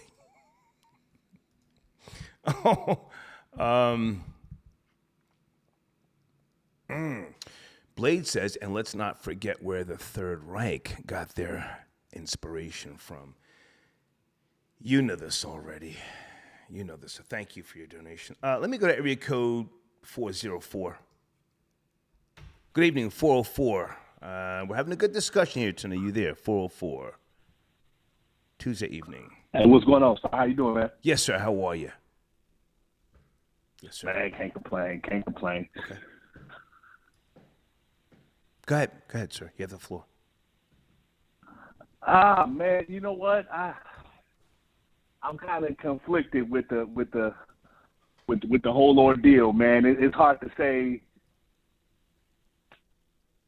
I don't know, Star. It's a tough one, boss. That's a tough one. Take your time. Are you talking about the Subway shooter? Too much mayo on the sandwich, or are you talking about AI? So where you going? I'm talking about the AI, boss. I'm talking about the AI. The mayo on the Subway. Come on, man. That's I'm just not on that type of time. Premium Black News. Premium Black News. Go ahead.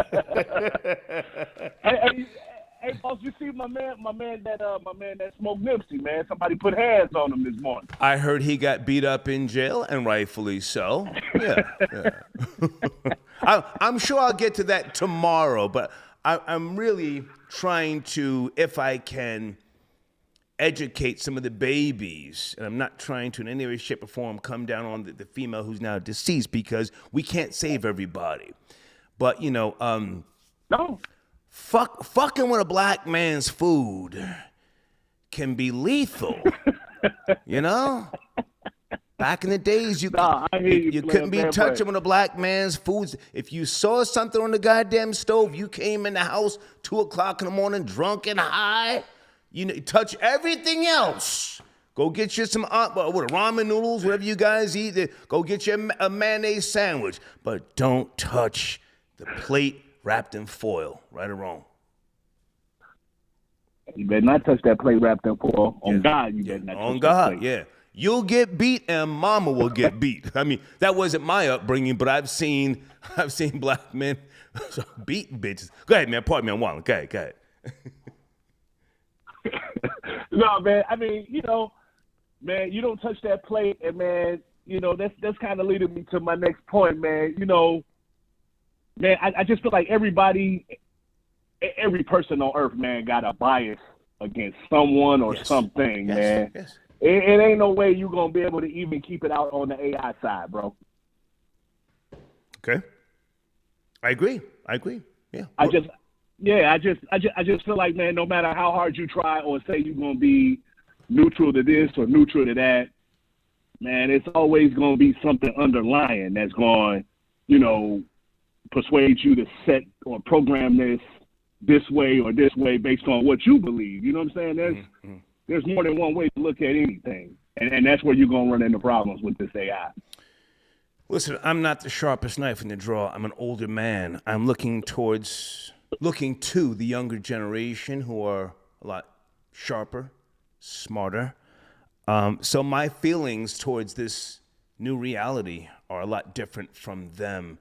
They are trying to raise families, develop careers, go different places without the hindrance of these new algorithms. I mean, it's tough if you ask me, for the newer generation. It's tough. No, I mean, yeah, it's going to be tougher on them, man. I mean, I'm coming from the aspect, I'm a little bit younger than you, but, okay. I'm 40, just bought my first house. Okay. Man, no kids, no wife. Man, I'm like you, man. You know, I only took the 10-year mortgage, man. I'm trying to cash out, figure out what I'm going to do, you know, in the next 10 to 15 years when I retire, man. Man, I'm thinking about just what I think a lot of us need to do, man. Leverage. I mean, things aren't the greatest here, but as you were saying the other night, man, it's not the greatest, but, man, you could be under Russian rule. You could be under right. Arab rule. And that stuff, man, like, say what you want about the States, you got access to the dollar, man. So I'm talking about even if you just simply travel south of the U.S., any of those countries, man, your money is worth so much more. You can do so much. So I encourage people, like, yeah, man, don't give up your U.S. citizenship, man. If you got the opportunity to do something outside of the U.S. and still, you know, have access to the dollar, especially with everybody working remote. Right. Man, you can live like a king somewhere else. Yeah. So if you settling for second best and you know, actually have access to the dollar and you can go to some of these countries. Man, I was in Colombia for my birthday. Okay. Man, $1 is like 4,000 pesos, man. Yeah. $1. If I can chime in and say this respectfully, you know, my generation, we saw things differently. How old are you again? How old are you? I'm 40, just turned 40. 40. You should not think of retiring. There's too much to accomplish and too much to achieve. Retirement shouldn't even be in your vocabulary. There's always going to be something new, some new money-making opportunity. These AI systems are going to allow you to continue to prosper and to benefit far beyond the age of retirement. I mean, that's like an older term. Oh, I'm retired. What does that mean? You're sitting around sucking up valuable air? You know, if that means anything, don't think about retiring. Go ahead. Nah, I'm thinking what I'm gonna do is, you know, work out my tenure with the company that I'm with, and I'm thinking, man, go back to Colombia, go to Mexico for a while, just check some places out. Okay, yeah. While Travel. you know we're able to work remotely. Travel. Yeah. But just what I'm saying is not necessarily not do anything all day, but like, man, just I got my retirement in. I'm collecting, you know, some rent for my property. I'm gonna find just a menial job, you know, that pays $40-50 US a year. Gotcha. Hey, boss, I'm gravy south of the border. Okay. Hey, man, good to talk to you. Yeah, Thank you man, for your support. Good to talk to you. For sure. You take Yes, it sir. right, man. Thank you. Okay. All right. Guys, are there any sponsors on hold? Someone sent me an email saying they're on the line. I don't see you. Who's on the line? Morehouse Entertainment. Star, you want Flip on the couch with the camera out. #per. He has the couch. Quiet room couch. Flip is man, he's a good businessman. And he will be here for many, many years to come. He's got a good heart, but he's also a good businessman. And I do owe him. You know, it's not just because of the Johnny Bunting Jr. interview. Choke, are ya? Yo, Star, that's fucked up, yo. I didn't know you did that, yo. Choke, if I would have interviewed Johnny Bunting Jr., that would have been the knife in your back, my nigga. Because I'd have went hard. I'm nobody's friend. I got nothing against you. But then again, I'm not your friend either. It's always business, you know? What was I saying? Yeah, so Flip is worthy of that interview. He's worthy. He's a good businessman. He tries. He helps people. Are you guys putting enough respect on Queen's Flip's name? Here he is talking tonight about bringing something back. I don't think he should bring nothing back. Just keep going forward, Flip. Do you. You've helped enough people. Let those people help you now. And I say that respectfully to all of them. Let somebody reach back and help you, you know? I don't see 267. Where are you? Where is 267? Precise. Sit tight, I see you, Precise. Okay, Blade says check your email. Hang on, Blade. I don't see 267. AI is already biased. Yes, Blade. I'm aware of this. But I want the callers to do a little research. I'm not the sharpest knife in the drawer. But this has already been in play for the last 25 years. Blade, you're a smart man. You know that everything that the government or scientist works on is literally 16 or 17 years ahead of society. Yeah. It's very biased. Thank you, Blade, for your donation. TJ got your donation. Columbia has AI laboratories. 2015 until recent, they were flying psychologists down to assess social emotional quality in AI. Okay, did I read that right, or is your spelling bad? Thank you for your donation.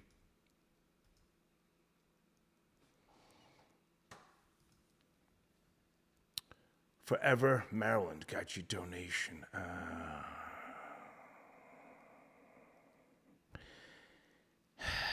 Hey man, thank you. I'm not trying to like jump all over the place. It's not that I can't respond to certain emails or. We do great when we stay on topic. We do great. The numbers, the audience retention. Forever Maryland, thank you. I don't want to talk about Hunter Biden tonight. Who gives a shit, man? We're doing great. Let's stay on this topic, all right?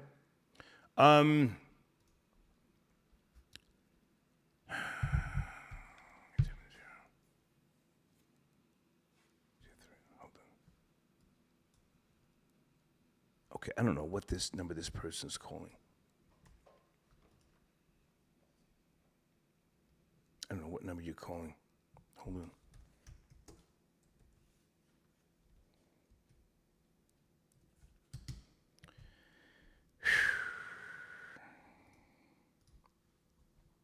Area code 469. Good evening, are you there? 469, we're talking about a few topics. Good evening. 469. Yes, sir. Good evening. Yes. I want to touch on the abundance of terrible customer service right now in a time when people don't want to work. Please. Which is obviously one of the reasons that set the guy over the top and blasted the subway employee respectfully. Mm-hmm. But man, I had experience on Memorial Day where I felt very much in that guy's shoes. Okay. I got something for takeout from Chick-fil-A. Okay. I go to my car. Okay. I look at my fries and they're like limp, just terrible. I ate one. I ate two. I said, nah, I can't finish. So I went inside and I told the guy, I was like, hey man, I want some new fries, please. Spoke a little more respectful than that. Mm-hmm. And so he grabs the fries and he looks inside and he looks at me. He's like, well, these fries are half eaten. I was like, first of all, they weren't full to begin with, and I literally ate two, man. Right. But, the fact that he's, like, giving me lip, and I'm like, hey, man, I was like, who's the manager? Because he was being real condescending. And so he was like, I was like, and so that's what I was like, sorry. So he's like, I am the manager. I was like, man, well, I mean, I don't know what you're insinuating by saying that I ate half the fries. I literally ate two fries. Mm. So can I get my replacement? And when he's still mouthing back, and I'm like, dude, what the hell is your problem? Why are you still talking to me? Mm-hmm. So when he gives me the bag, I snatched that bag out of his hand. Granted, yes, it was kind of violent. And I'm walking away, and he's like, well, just get out of here then. I was like, whatever, buddy. I was like, you ain't gonna do nothing about it. Okay. So I get in my car and I answered one of those surveys because I was upset. I felt fat shamed. He wouldn't be talking to me. He wouldn't be talking to no 40-year-old white dude the way he was talking to me. That's a fact. or female. So I wrote into that little survey, whatever. So the next day I get a call. And I'm thinking that they're replying to what I called, because I called, because I snitched on myself. I told them about my experience and how I felt. Okay. So the GM of the location, and he's like, yeah, just wanted to touch with you on, on the matter of you snatching the bag violently from so-and-so employee. I was like, yeah. I wrote that down. And so he's asking me for a play-by-play. I was like, do you not know how this happened? I was like, this didn't just happen out of the blue. It's not like I had a bad day and I took it out of the employee. I was like, aren't you replying back to what I wrote in? And he's like, no. Can I chime in? I appreciate you sharing your story with us. Help themselves to my information. Yeah. Can I chime in? Can I chime in and say this? Sometimes it's honestly not worth trying to file a complaint. I mean, I have. But I've learned that sometimes you just have to let it go and take the L, because giving them your information then puts you in a system. And that system, by way of the AI, you can then be considered problematic.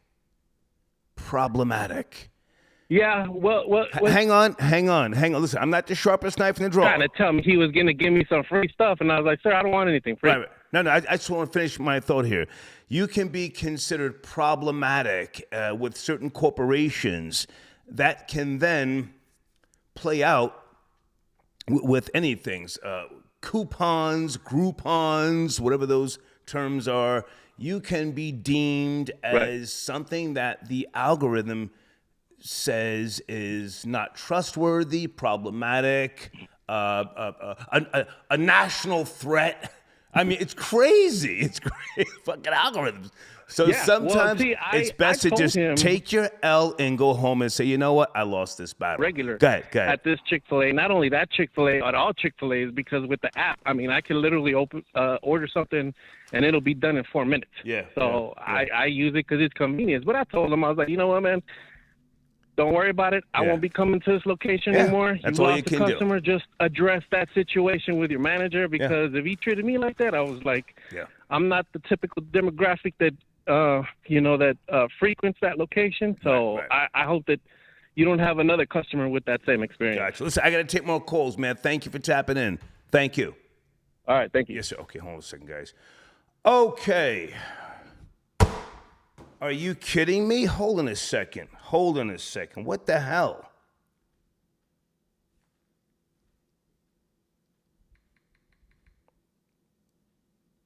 Hold on a second, folks.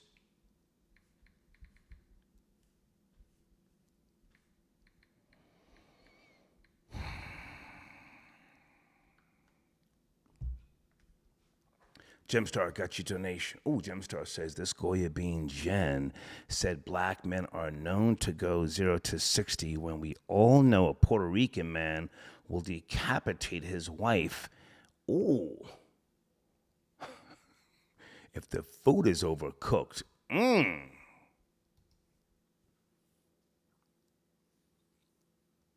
Marcus got your donation via PayPal. Guys, on the top of the live chat is the PayPal information if you don't have Cash App or if you can't get through. Okay.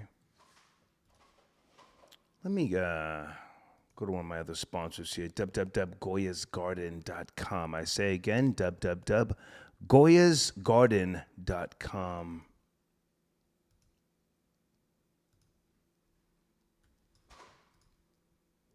Precise. I see you, Precise. Sit tight, sir. I'm coming to you next. Sit tight, Precise. And let me put, let me put the PayPal information on the screen because otherwise I'm going to lose track of my thoughts. Precise. 818, are you there, sir? Precise. Good to hear from you, man. What's cracking? Let's get to it. Yeah, exactly. Which one you want to go to? You want to go with the AI or you want to go with the mayo? It's up to you, man. Let's Put the ball in your court. Let's go with the shooting first. The alleged shooter, has been arrested, 36 years of age, shot and killed a woman, 26 years of age. She only been working there for 3 weeks at the Subway. What say you, sir? Well, one thing I will have to say is we can all agree that it's unexplainable, that it just came out of anywhere, nowhere, however, whatever, where. But for some reason, the guy just snapped, right? No matter, unless we get the details and find out that she was saying this and doing this and touched him this way, whatever the heck. But again, somewhere out of something, he just snapped. So I would like to take it to the level of, I told y'all that sun is emitting some stuff out of them flares that is starting to mess up people in their DNA. You know what I'm saying? It's separating those who is great people and separating those who are pieces of shit. Plain and simple. You know what I mean? You have to watch the profanity, Precise. Watch the profanity, please. Okay, I got you. I've been hearing everybody. I thought that we were going in. No, sir. I got you. Go ahead. But again, it's the authenticity. It's cutting right on through. You know what I mean? So everybody that's going to be like on some I'm about to snap energy, that's going to come out if they haven't dealt with the things that are inside them and whatnot. We went into this on our episodes months ago, as far as the snapping and the CMEs, the coronal mass ejections that are coming from these solar flares and whatnot. You see what I'm saying? Okay. And I do agree with the caller that said earlier on an earlier episode about the reflector. He might be onto something because I do a lot of sun gazing.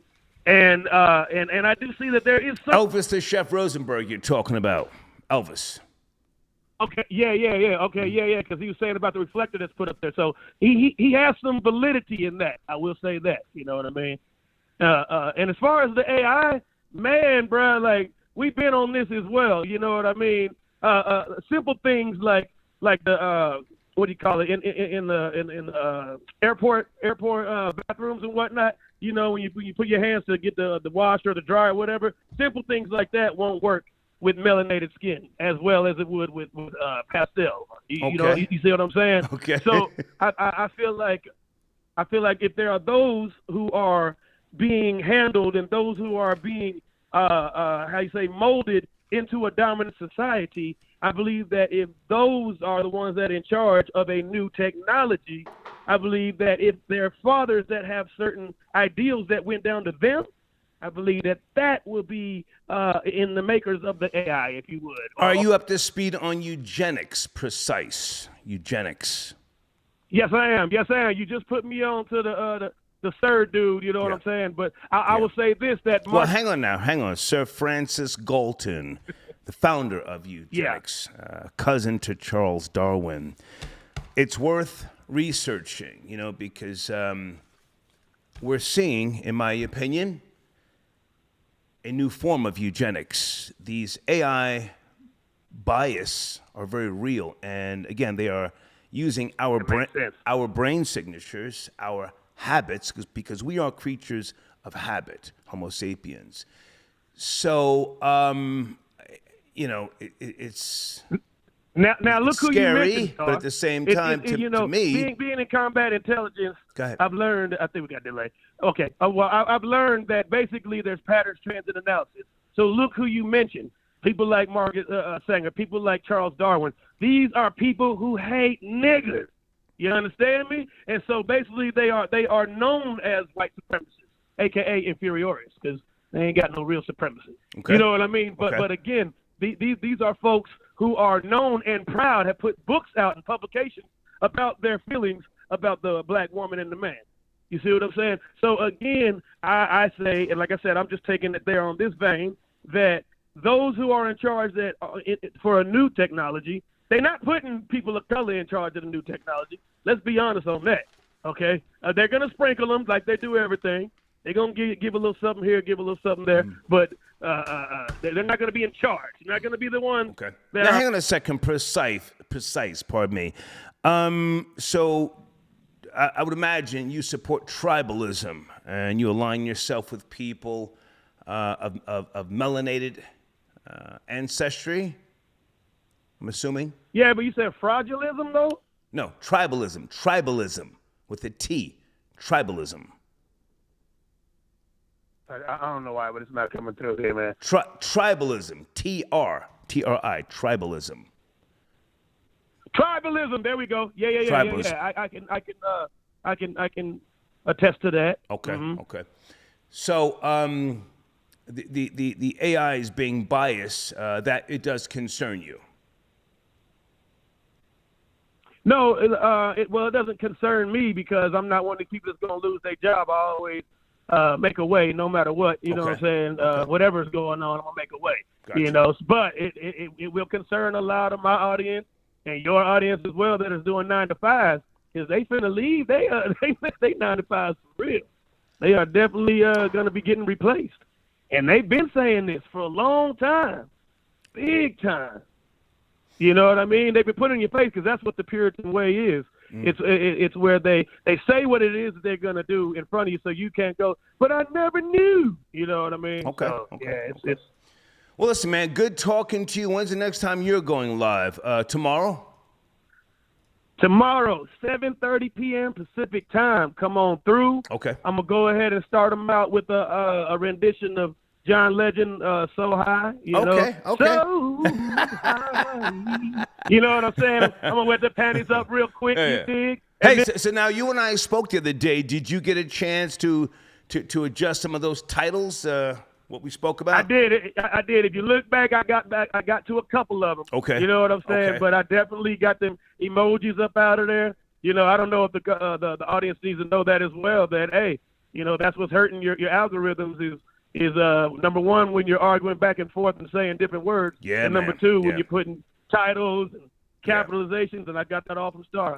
I'm soaking up the game from Star when it comes to this YouTube thing. Let's you and I talk again before Saturday. Before Saturday, because sometimes you have to go into your YouTube studio and you have to remove comments that you've put on other platforms.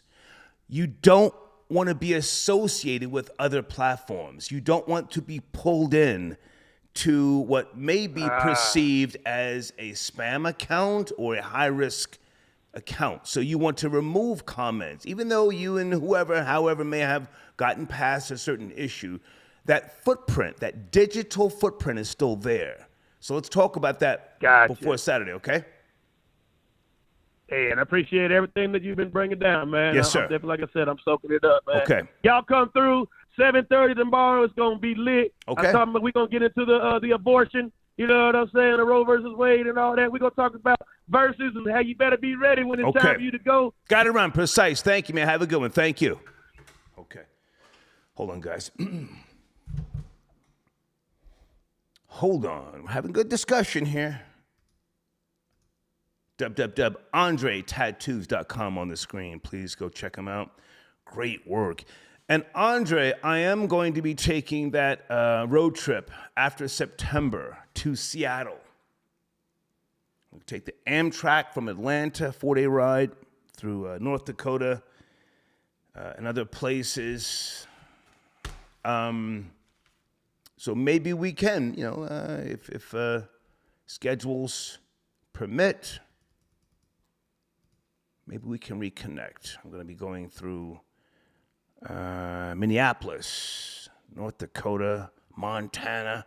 I really want to see Montana. Holy smokes.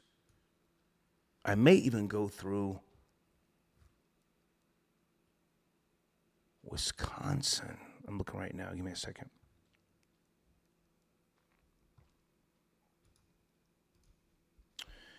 Thank you for your donation. Earl. Okay, Earl just sent it a donation. Hold on, guys. Someone else I missed. Pardon me if I missed your donations, guys. We're having a good conversation here. Eric says, my pops was about to go Stokely Carmichael on Waffle House employees in Florence, South Carolina. Man, salute to your pops if he did not do it. There is something about Waffle House, in the wee hours that just people get indignant and violent. Salute to your pops if he kept his composure. I went to Waffle House. Was it in Montgomery, Alabama, a couple of weeks ago when I was coming back from my Florida road trip. And the bacon, egg, and cheese on toast, it tasted great, but I knew in my mind, this isn't real meat. And this was cooked in lard, you know. I don't want to gross people out, but I had the runs for like the next 24 hours. Disgusting.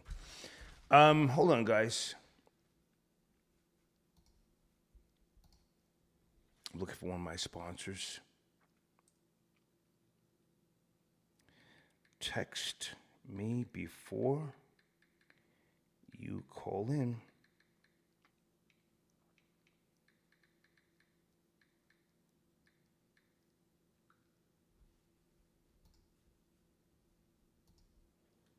Area code 484. Good evening, 484. You there? 484. Give him a second to pick up. Phone lines have been backed up tonight, guys, if you're not up to speed, all right? Let's go to area code 330 in the meantime. Are you there? 330. Yes, no, maybe. Pick it up, pick it up, pick it up. Yes, sir, Star. How you doing, bro? I'm good, man. How are you, sir? What's cracking? Hey, I'm doing quite well. Hey, I don't ever get nothing but a waffle from Waffle House, I'll tell you that. But okay. As far as that AI thing, I saw the interview with, like, you know, that employee that came out and got let go because of it. And number one, he seemed like a real nerdy type of dude. But what was concerning to me was that, you know, the guy went up the food chain, you know, to report that, hey, this piece of technology, you know, has feelings or whatever. And they had no idea what to do about it. And they ended up turning around and asking him to provide them with a contingency plan or some sort of plan of how to move forward.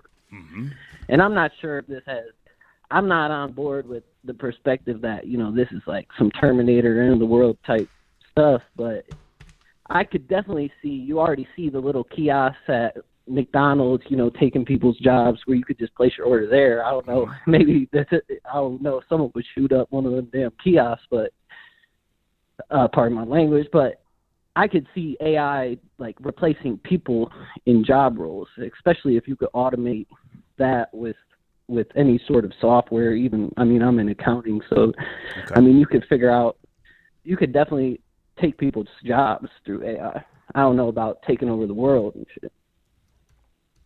How old are you, sir? I am 29. Okay.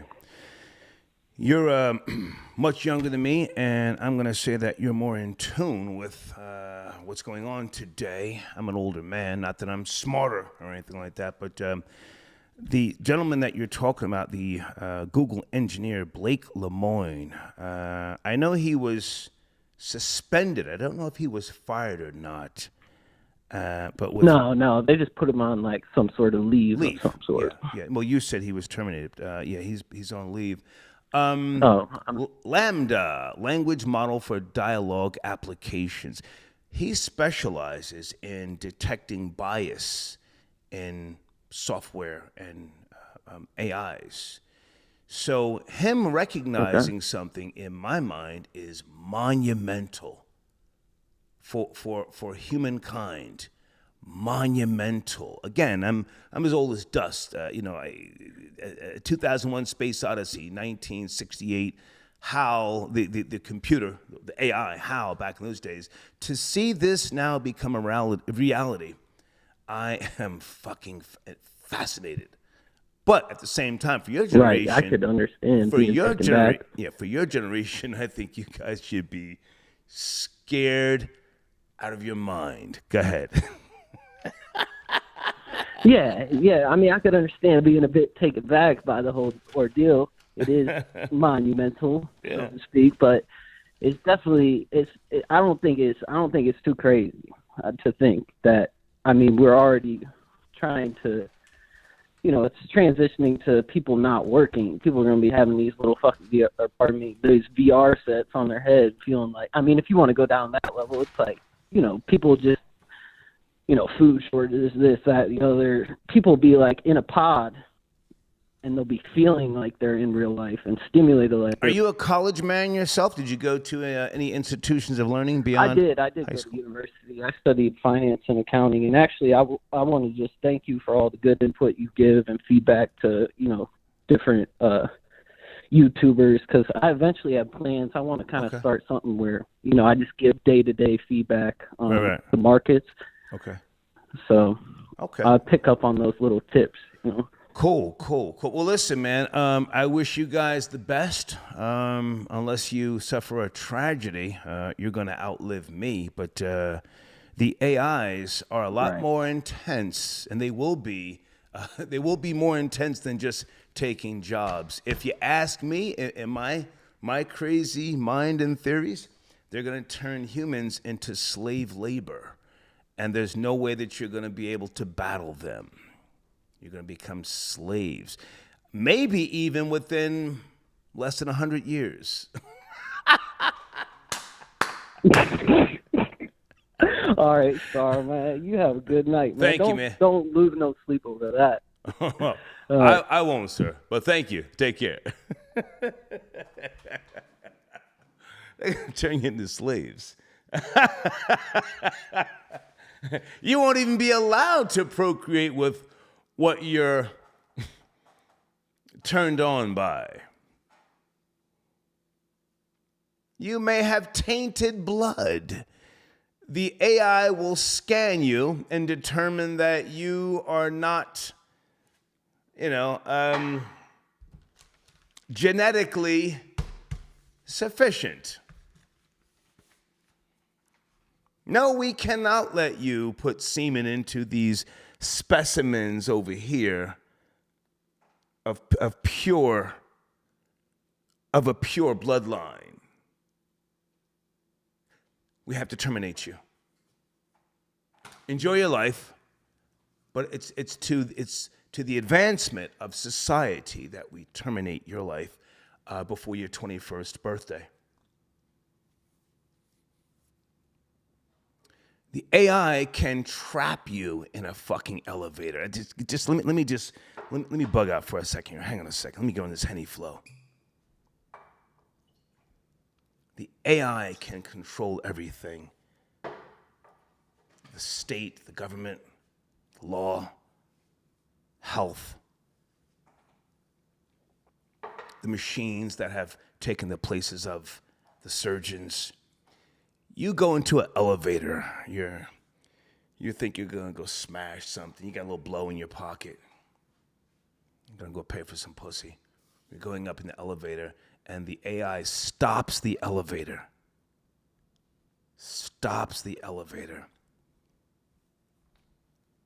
And tells you, Mr. Jenkins, thank you for your service, but we have decided it's time for you to die. The AI puts a gas into the elevator to kill you. Troll babies, anybody with me? Or am I just like, am I out there? The AI puts a gas into the elevator to stop your breathing.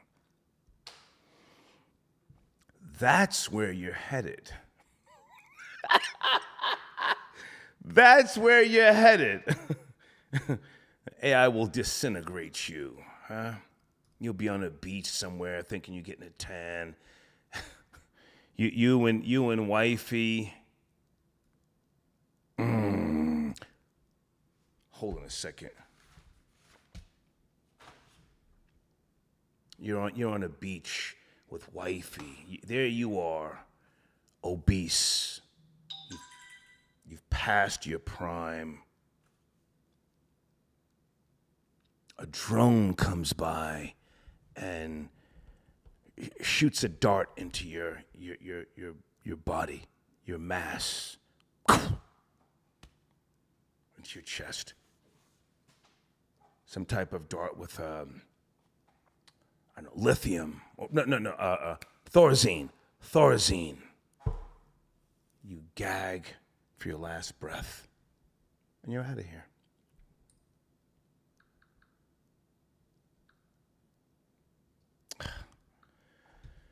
Anyway, Here's a film for you. You guys, you know, we exchange films. I've mentioned this film on multiple occasions, guys. Gattaca, 1997. Gattaca. Ethan Hawke, Uma Thurman. Classic. Hold on a second. Let me put this in the live chat.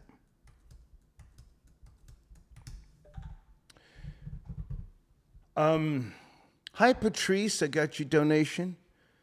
Yeah, Patrice, I'm in Atlanta, baby. Are you flying yourself out? What's poppin', baby? No. I'm not coming up to New York no time soon. Are you flying yourself out to Atlanta? I don't fly females out. Send an email. Here's my email address. Hold on a second. I'll put it on the screen for you. I'll play the game. You sent it a donation. Thank you so much. Where's my email address? Hold on, guys.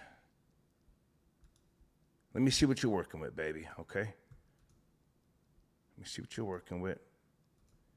Just send a picture, you know. Fly yourself out.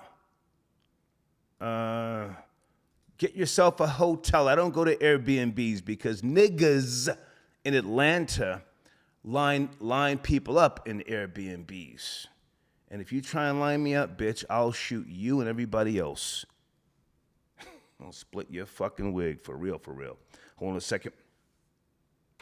Area code 267. Good evening. Who is that tapping in finally? Hey, this is Chris. Chris, from where, sir? Area code 267. From Philly. Okay. South Philly. Do you want to mention your platform? Yeah, I was calling. We've been trying to connect. Come on, man. Promote. Oh, no, I don't have no platform. I'm just calling in. Okay, I thought you were promoting your platform, no? No, I'm with somebody else. Okay. Did you and I email each other? No, that wasn't me. Okay, my bad. What's cracking, man? We're talking about a few topics tonight. I got you confused with somebody else. Yeah, I wanted to start with the subway issue. Yeah. Be sensitive. Honestly, 26-year-old, she's deceased. Now, be sensitive. Go ahead. Absolutely. I'm going to say this. I just know from going to most of like fast food places, especially here in Philly and South Philly, a lot of these young girls can be very nasty, you know what I mean, when they taking your order. Even when you're going through the drive-thru, they don't even say, hey, can I help you? They be like, they just be like, hello, you ready to order? You know what I mean? And sometimes the way they come off, even when you go up to them and give them the money, you Are you on a bad headset? I want to hear what you're saying, man, but you're on a headset. It sounds bad. Can you make some adjustments, please? Please, sir. Can you hear me better now? Yeah, okay. So you're saying that these young black women, contentious, combative. Go ahead. Yes, they can talk like that. You know, you go to Wendy's, McDonald's. Like I've had young girls talk to me crazy. Right. You know what I mean? Like, can you hurry up and pull up? Here you dropping the stuff. Like they could be handing you napkins or something, or like pull your car a little closer. You know what I mean? The only fast food place that you see they have good manners at, and most people probably know this, that I've seen is Chick-fil-A. Mm-hmm. Other than that, you know what I mean? Most of the other places speak nasty. I don't know. It's like these new young girls now don't have them type of, they're not trained with those type of manners to talk to you properly when you ordering your food. Okay. So I'm not saying, like you said, that gives nobody any right to take somebody's life. Right. But maybe he could have been upset about something, and then the way they was talking could have triggered him to react. To be fair, are we men of color partially to blame for enhancing and enabling the bad attitudes of some of those types, some of those kinds of black women? Not all, but are we partially to blame? I'm gonna say yeah. I'm gonna be for real. I'm gonna be straight up. Yeah. For real, because of the way some black woman was treated, they may already have some type of issue with black men for over the years of harsh treatment. You know what I mean? It's not all black women. But I'm gonna say with some black men, with some of the things that black men do, that could have caused that type of. I've got a friend. He's more than just an associate, a friend. His name is Todd, aka LL Cool J. We talk from time to time. Mm-hmm. He's got a monumental song. I want a girl with extensions in her hair, bamboo earrings, at least 2 pair, Fendi bag, and a bad attitude. That's all I need to get me in the good mood. Yeah, I don't need that. Do we enable the bullshit? Yeah, with songs like that, and that's a classic song right there. But I mean, no, sir. It's a monumental. It's different. A monumental song is different from a classic. Monumental. It is. It's solidified a peak and a point in history, and then beyond. Right. Go ahead. Right. You're right. Absolutely. What I'm saying that, like you said, in a monumental song like that, it is enabling women because they probably thought it was okay singing that same verse. You know what I mean? They had this bad attitude thinking living it out. LL wanted it, Eric Upperman should want it. Living it out. Yeah, it's crazy. And I also wanted to speak about the AI thing. Well, hang on a second, sir. We're not finished accepting accountability. Okay. We have to accept it. What about the song "I Want a Gangsta Bitch"? Apache. Yeah, that was rough. And MC Light, I want to rough that. You know what I mean? If they want each other, you know what I mean? You know what I mean? So, I guess. Bitch. R.I.P. to Apache. I think he died. I forget. Troll Babies at Apache die? Go ahead, sir. Go ahead. Yeah, he died. Yeah. Yeah. He passed away maybe a year or two ago. Yeah. Good nigga, man. Solid. Go ahead. Yep. Yeah, but with the AI thing, and it could be, I wanted to say it could be some truth to that. I don't know if you ever saw this on YouTube. You could look it up. It's a video with artificial intelligence, a robot shooting a gun in the desert with these 2 men, and they was hitting the robot in the back and making the robot stumble, but he would still lift up and hit the same target within a matter of a second. And then they did something crazy. They kept hitting the robot, and he would stumble, but he still hit the target. You could hear it hit the metal. Like it was like a small target, but he would keep hitting it. Yeah. The guy stood in front of the robot with the gun up, face towards him, but the robot wouldn't shoot him. And he would move back and forth, but the robot would never shoot him. But I don't know how they was able to do it, but just saying that robot could possibly shoot somebody one day. I've seen this on YouTube. A robot in the desert hitting the robot in the back with like a board or something, and the robot kept stumbling but would lift up, bing, bing, bing, and keep hitting the target. Yeah. You know what I mean? So the artificial intelligence is smart enough to do certain things, and I believe they could turn that gun on you one day, even the person who created that robot. Oh yeah. Hey, man, good to talk to you. Have a great evening, and thank you for your support. Thank you. Yeah, appreciate it. Take care. Okay, wait a minute. Uh-oh. Karanista.com. Did I say that right?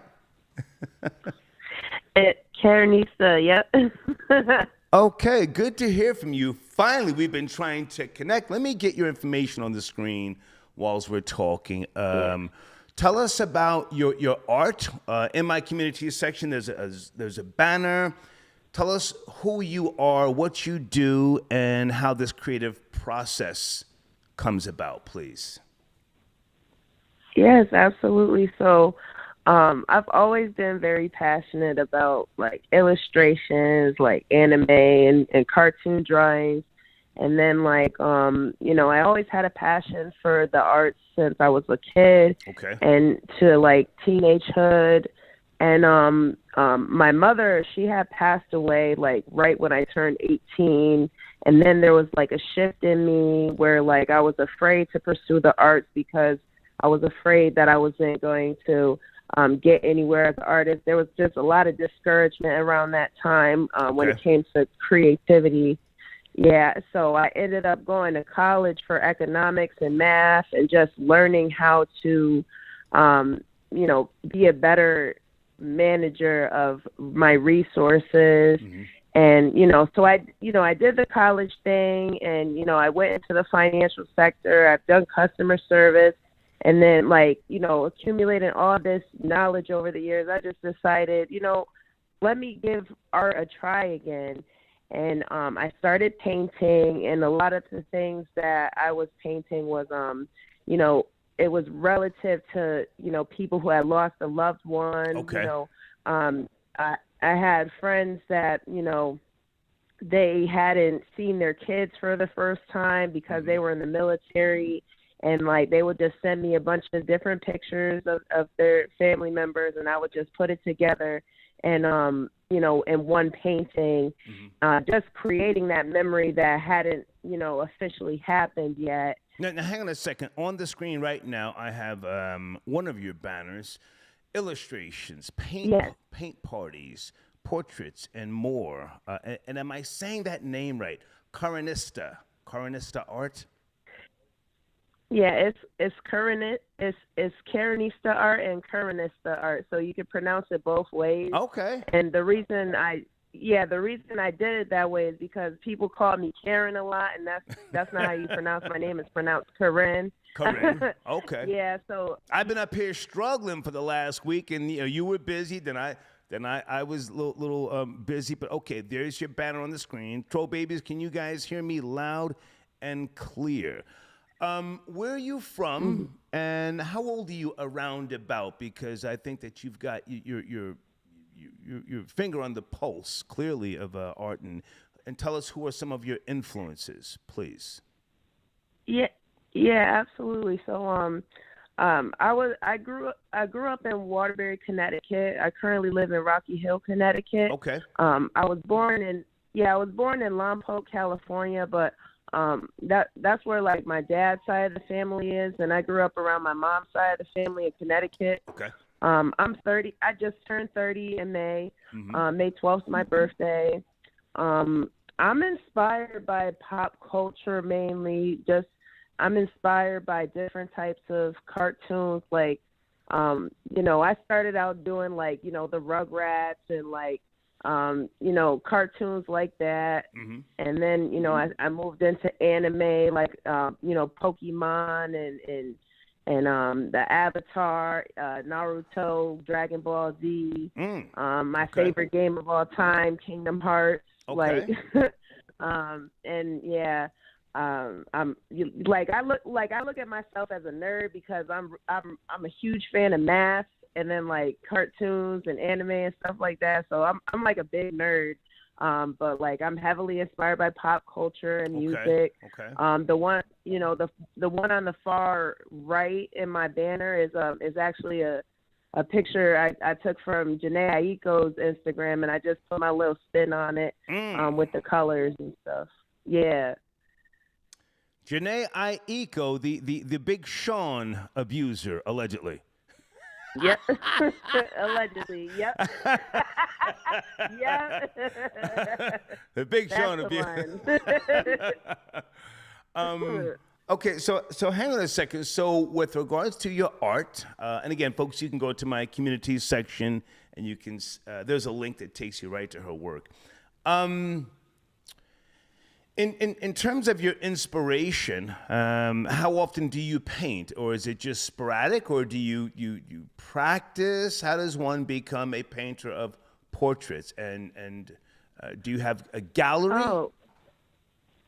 Oh yeah. So right now my gallery is pretty much online, but I'm working towards having a stable storefront. Okay. I plan on doing one on the East Coast, one on the West Coast. Nice. So like I can give opportunities to my nieces and nephews because I got family on both ends of the spectrum, and I'm just trying to show them that it is possible to work for yourself if you work hard enough. And how often do you? Yeah, and like how often do you paint? Is this full time or? So well, pretty much like I end up drawing and creating stuff all the time. Like my process is, I start off like with pencil and paper, and then like I'll switch up and get into like colored pencils and crayons, markers, just doing all different types of mediums before I actually get to the painting stage of any drawing. Then when I'm actually painting, like everything just comes to me a lot faster. Like a lot of the times when I'm doing live painting, people are astounded by how quickly I can do it in the time that I'm given. And it's really because like I give myself enough time to prepare. Like I'm constantly in that mindset. So it's like, at the drop of a dime, you want me to draw like a a fancy animal, a peacock, a owl or something, you know, I could just whip it up for you real quick because it's already in my muscle memory. So my last question, because I haven't kept up with art in many, many moons. I'm not even going to pretend that I know that world like that anymore. So with regards to this culture, this lifestyle, if I'm even using the right words, is this your life's passion, or is this a pastime?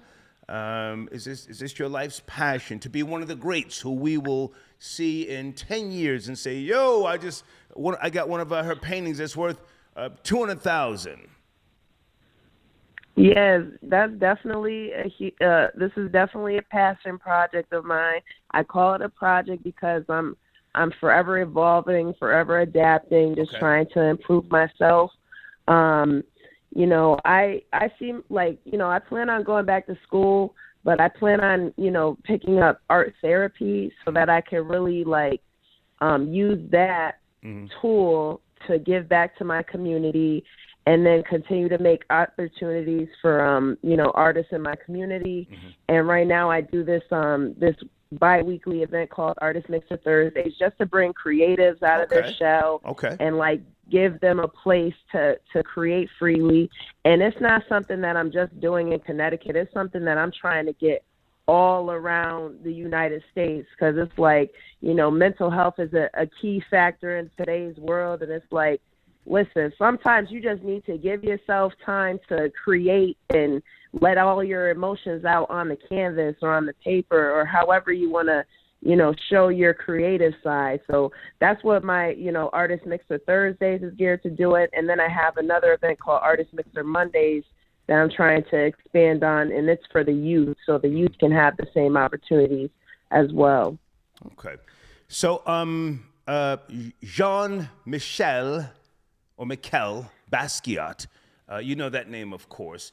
Did he go to school, or was he more so just? Did he come out of the New York tri-state area and just evolve into greatness? Because you mentioned going back to school. Is school going to enhance what you may have in you as a natural talent? I don't know. I'm just asking.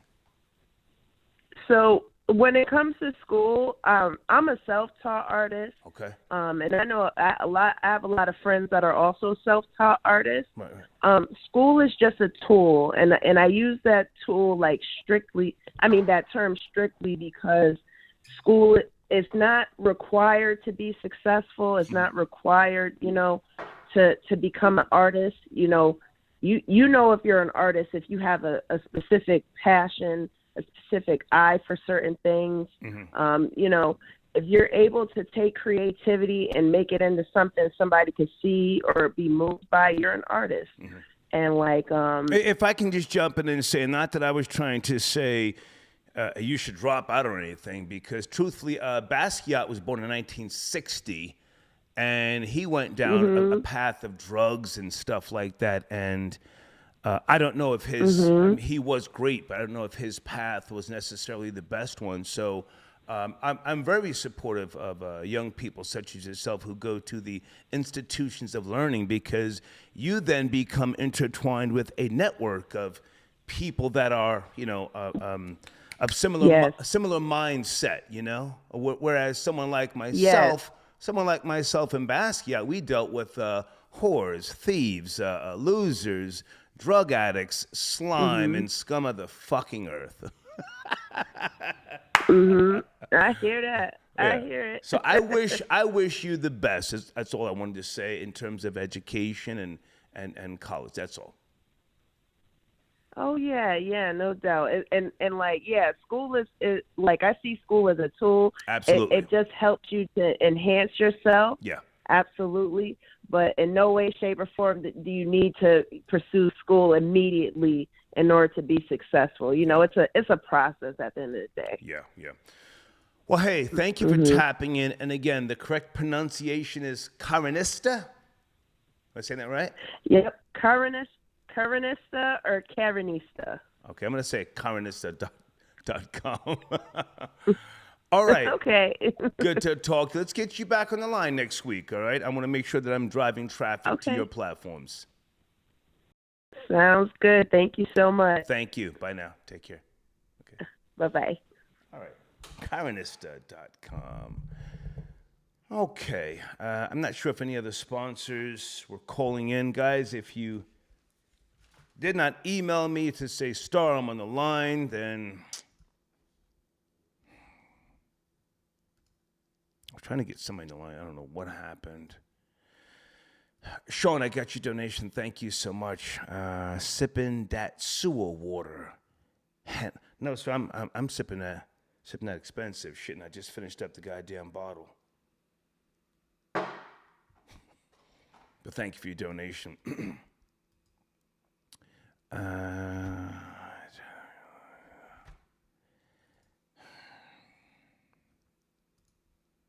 on, guys. TJ got your donation. Zach Lee, deep throat egg rolls. Okay.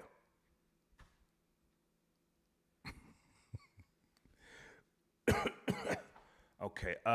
Is it Shanice? Hi, Shanice. Got your donation. Okay. And Sean, were you on the line? I think I spoke to you, Sean. Okay. Did I speak to you, Sean? Area code 330. What time did you? I think I did. I'm just now getting your Cash App. Thank you, Sean. Derek sent me a picture. Okay.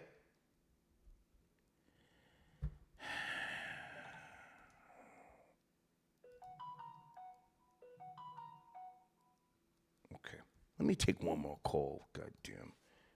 Area code 215. You are my last caller. Good evening, 215. You there? 215.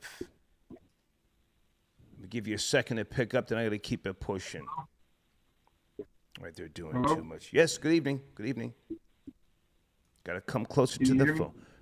You have to come closer to the phone, sir. You're fading in and fading out. Can you hear me better? There you go. There you go. There you go. It's cracking, man. How are you? Yeah, so I wanted to speak about the AI subject. Yes, sir. Google engineer warns new AI has feelings. I got all the notes here, but are you up to speed? Yeah, so what I wanted to say was I'm not taking shots at any callers, but they were talking about how they don't see how we could possibly have a problem with AI in the future, right? Okay. Mm-hmm. And the one thing I got to go up against that is they actually created an AI system to interact with users on Twitter. And the AI started using profanity and actually started spewing out racist tweets on Twitter. And they had to shut the whole thing down. Yes. Yes. It studies our brain signatures. AI can learn from humans. They were created from us. How can't they learn from humans? Yeah. You're right. Yeah, we've been discussing this. I'm sorry, and of course, what they can learn from humans is self-preservation. You're spitting facts. That's the first law of life, self-preservation. Go ahead. Exactly. But, I mean, I think AI will be the downfall of humanity. I think it's inevitable because it's going to start taking away more jobs. People aren't going to have to work anymore. But on top of that, it will also be used to enslave us because, I mean, there's already mass surveillance on the American people. You walk anywhere downtown, you're being filmed everywhere. That's a fact. Yeah. It's just going to get worse. Along with being filmed, our purchase habits, our habits of pleasure, our secret sexual fantasies. Yes, we've been discussing this all night, and about a decade ago when I was doing a couple of deep dives on AI and stuff like that, most of it has come to fruition, but I'm fascinated. I can't say that I'm scared because, again, I got one foot in the grave now. But I think you guys are in trouble. You're in trouble.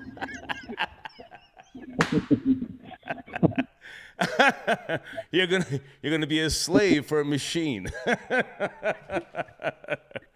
Yeah. But go ahead and finish up, man. Finish up, please. Yeah, I think another thing I think of a lot is the book 1984. I believe it. You're on a speakerphone again, sir. Can you come a little closer? You were doing good. Now you're drifting away. A little closer. One second. All right. Yeah, I think the book 1984. I think the future will be exactly how it's described in that book, to where everything will be illegal to do, and AI will be at the forefront of it. Okay. There's always something watching us. That's what I think. So you're a reading nigga. Sometimes. Sometimes. Do you want to recommend any books to anybody? I don't like to. I don't like to recommend. Brave New World. Okay. 1984. Mm-hmm. How old are you? How old are you? Say that again. How old are you? How old am I? I'm 32. Okay. Now I'm as old as dust. But do you know what book AI looks to in terms of mankind? I actually do not. Write this down. I'm dropping a bomb on you tonight. The selfish gene. The selfish gene. The selfish being. Gene. Gene. The selfish gene. The Selfish Gene by Richard Dawkins. Okay. The Selfish Gene. That's the book that AI looks to. So you're in trouble. I believe so as well. Yeah. Thank you, man. Have a good night. Take care. All right. The Selfish Gene, for those who, if you know, you know. If you don't worry about it. Guys, thank you for your time this evening, your support. I'll see you tomorrow at some point. Salute to the homie Queen's Flip. I didn't know he didn't have my new number. I love Queen's Flip. Brilliant, funny, innovative, and a great businessman. And please support him. Please support him. Okay. Let me get some banners on the screen. Hold on a second. Let me get... where is the homie Left-Handed's banner? Left-Handed got a brand new... Hold on a second. Let me take my time here. Where is Left-Handed's banner? Okay. Please tell him I sent you, because right now a lot of stuff is going on in sports.